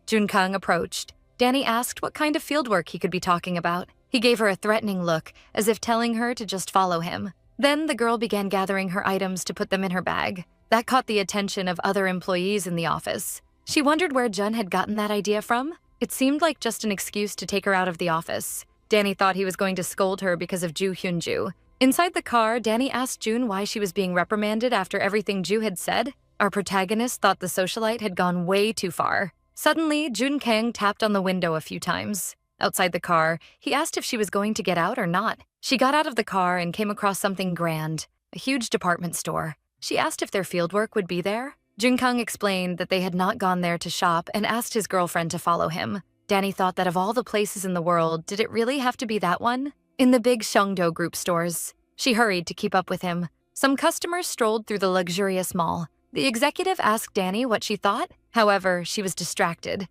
What did he mean by that question? She looked around, trying to understand what vibe the department store gave her. Our protagonist simply replied that the place was pleasant and clean. Would he be satisfied with that statement? Jun told her to forget it because he had asked the wrong person. He gestured that it was nothing. Soon, he explained that he had gone there to get to know the place. Then, Jun said he needed to stop by somewhere. It was a luxurious jewelry store. Danny asked her boyfriend what they were doing there. Jun explained that he needed to buy a gift. Was it a gift for Ju? Inside the box, there was a beautiful white gold bracelet with diamonds. Our protagonist was very impressed by the beauty of the jewel. Wow, me too. It was as if she had never seen something so beautiful in her life. Junkang noticed that his girlfriend was eyeing the bracelet. The man stayed silent for a few moments. He caught her attention. Then he said that if she saw something she liked, he would buy it for her, since Danny was his girlfriend. Danny was surprised by that statement. Sometimes it seemed like she forgot that they had a dating contract. The saleswoman told her to feel free to look around, and Danny did so.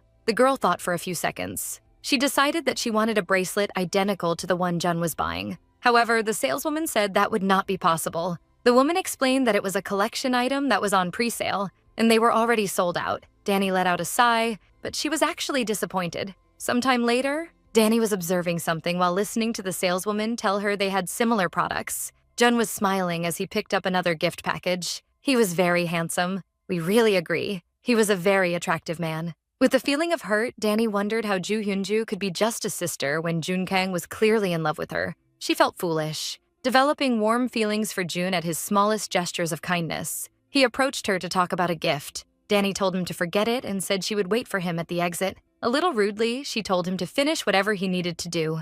Jun Kang was very confused by her attitude and wondered what had suddenly made her act that way. Later, at her house, Danny buried her face in her pillows. She was in her bed. The truth was that our protagonist could not hide her frustration. Several thoughts ran through her mind about how Ju was like a sister to Jun, and maybe that was why he could not confess his feelings, and probably why he had invented the dating contract among other excuses. To Danny, it all made perfect sense now why he wanted to arrange a fake girlfriend. Because he liked someone else, logically he would not want to be in a real relationship with someone he did not care about. And so, Danny thought sadly that he should have been honest with her from the beginning. However, she dismissed that thought. They made a deal to act like a real couple, and if her heart fluttered over anything, then she could not blame anyone but herself. Get yourself together, girl, Danny thought. Enough is enough. The girl needed to change her attitude as soon as possible. She was determined not to fall in love with Jun Kang, and she would be capable of doing that. The sunset was very beautiful, orange and purple.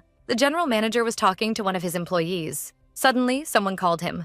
On the other side of the office, he noticed Ju Hyunju. Oh no, what did she want this time? She waved at him with a slight smile on her face. Jun approached, a little apprehensive, and asked what she was doing there. He said he would have come down if she had told him. The socialite asked what was the point of calling him when she could just go straight to his office. Jun asked her to wait for him on the ground floor and said he would get the car keys and come down. The woman simply said that he did not need to hurry. Despite her striking beauty, Ju had a very strange aura. She thought it would be good for her to show up there a few times, or things could get very bad. In the office, some employees had already noticed her presence. Suddenly, she spotted Danny. Her gaze turned dark and threatening. Ju had almost forgotten about her. Then she approached and called the girl. With a mocking expression, she asked Danny if she dressed like that on purpose. The socialite told our protagonist that she looked even more sloppy than the other day. Danny was very offended by the woman's rude words. Oh no, not again. Why did Ju insist on picking on her? Was it because Danny was dating Jun Kang?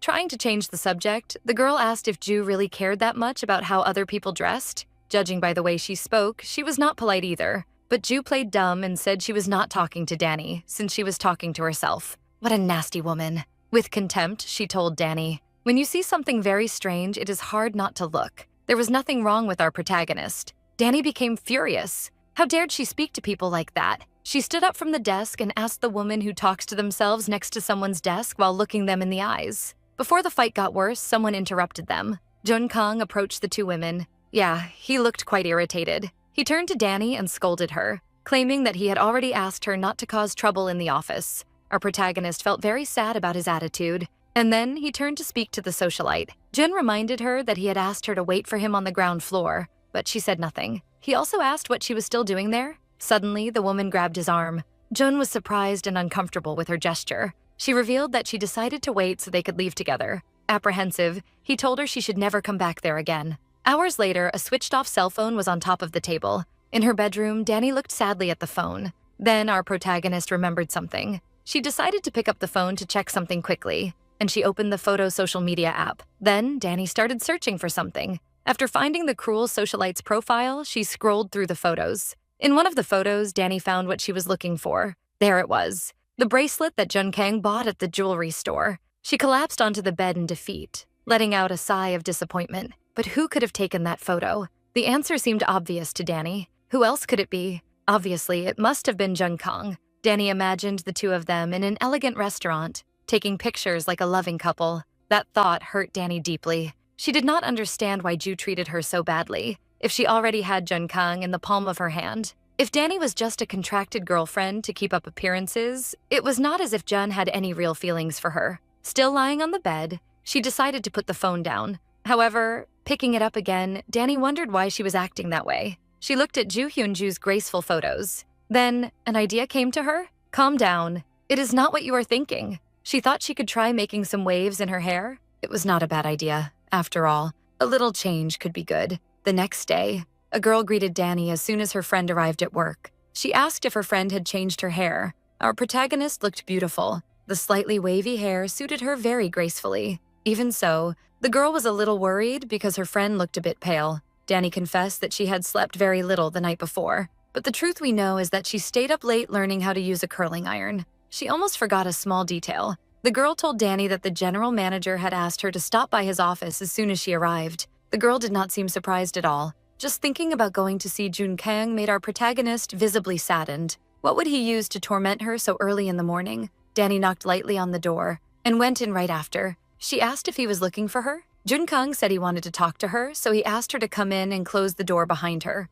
Danny walked into the room and Jun Kang was sitting in his fancy chair. Then the man noticed something about her. That sudden realization made him blush. So cute. There was something different about the girl. Her face looked a little pale and her hair was slightly wavy. Danny asked if it looked very bad. Jun tried to change the subject, asking if she was sick. She simply replied that she had not slept very well the night before. With a slight smile, the executive asked if she had stayed up all night watching idol videos again. Danny was not a child anymore and should not let those things affect her condition at work. Our protagonist became furious and repeated once again that she was fine. Jun said that he was relieved then. He informed the girl that she needed to attend the company's anniversary ceremony next week. She was quite surprised by the invitation. The man explained that this was the reason he had called her into his office, so she could see his schedule in advance, since he should do things her way, right? Danny was even more surprised to see the change in his behavior. Where was that spoiled guy she knew? She became angry again, saying that regardless of his schedule, she would not attend that event.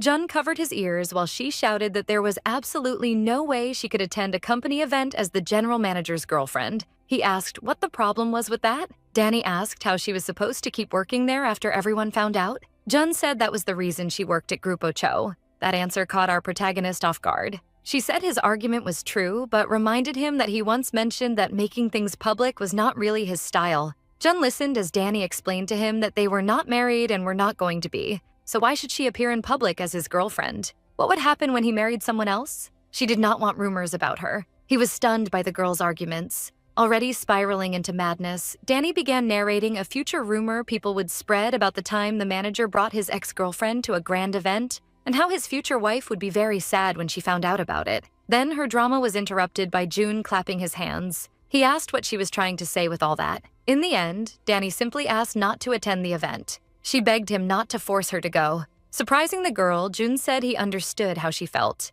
Danny was in shock, thinking it had been too easy to convince him. Meanwhile, Jun discreetly noticed her hair. Finally, he asked her to go back to work, but before she left, Jun said he had a small gift for her. Danny took the bag, a little surprised. While holding a small box in her hand, the girl asked what it was. He said that if she was curious, she should just open it. Danny opened the small jewelry box. Inside it, there was an elegant pair of earrings made of white gold and diamonds. Wow. Our protagonist was really not expecting that. Jun explained that since she had not chosen anything at the store, he took the liberty of picking a gift for her that day. He thought those earrings would look very beautiful on her. Now that she had opened the box, it would be good for her to try them on. Danny put on the earrings. They really looked very beautiful on her. The delicate jewelry lit up her face. Jun was impressed seeing her like that. With a smile, he thought she looked more beautiful than he had expected. He complimented Danny's new hairstyle, declaring that it looked very good on her. She stepped away from him, claiming that he did not need to flatter her. The girl knew that if she thought about it carefully, it was probably the salesperson who had chosen the earrings.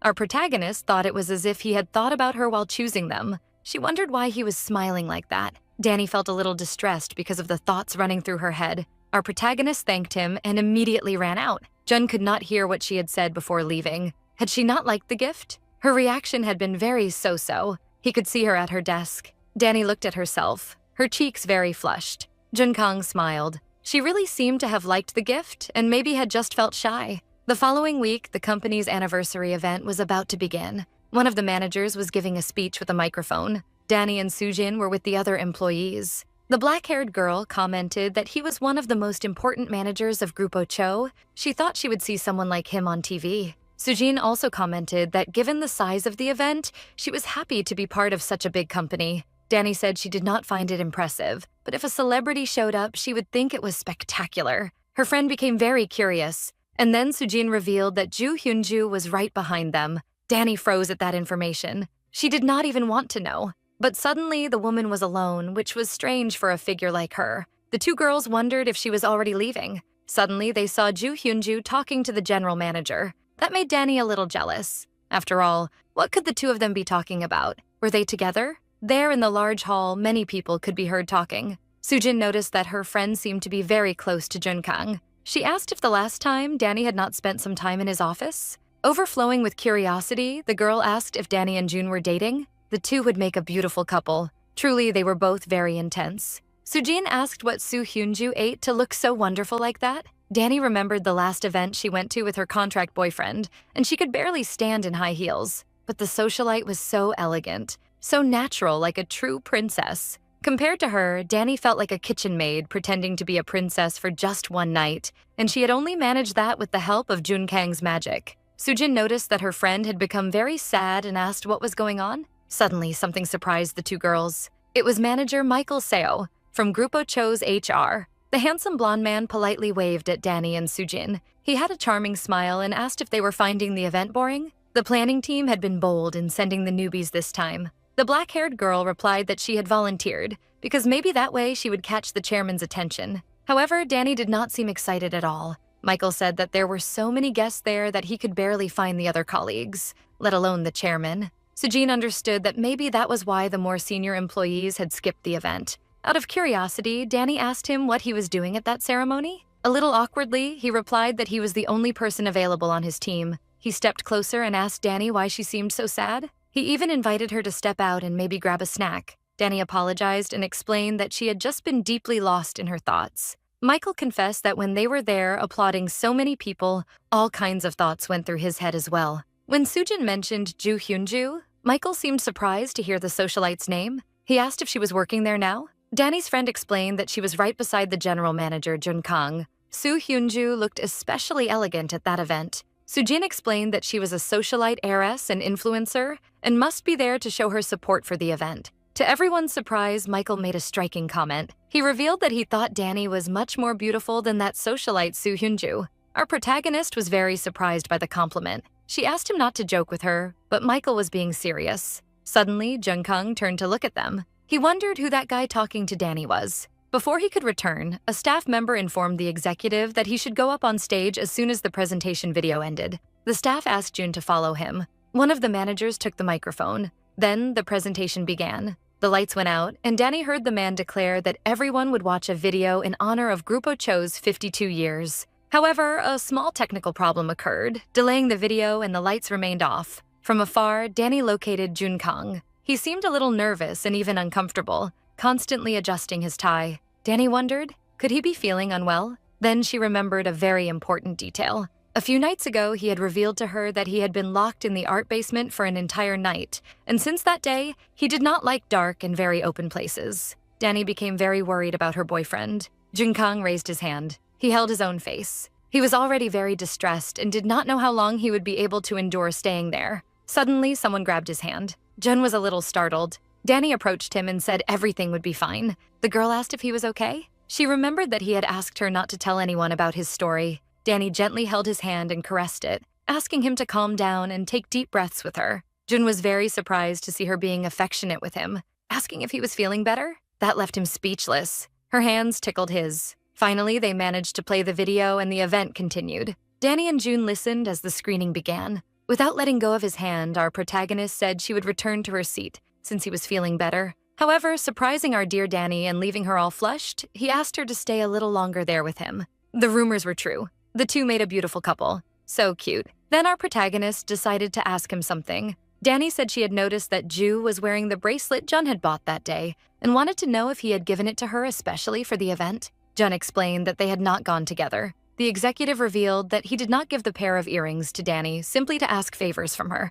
He asked her if she had any idea how much those earrings had cost. The girl had no idea. She only knew they had cost a lot of money. Then, Jun confessed that the price had 7 zeros. That information left Danny distressed. Did you notice that they had not let go of each other's hands? Our protagonist asked her boyfriend if that was how rich Korean families played with their money. He laughed and replied that he had not bought them just because of the money. Danny was very shocked by the supposed value of the earrings. While he smiled at her, the girl wondered for what other reason he would buy something so expensive. Danny asked if he was trying to win her over to get something. That did not seem to be the case. Jun remembered seeing her very happy looking at herself in the mirror, admiring the gift. Before their conversation could continue, the host interrupted them, apologizing for the small delay. Jun Kang held Danny's hand while the man announced him as the general manager of Grupo Cho. He gently let go of her hand. Then he walked to the stage, leaving Danny alone. Phew, our protagonist was very relieved to see him feeling better. Sujin appeared out of nowhere, startling her friend,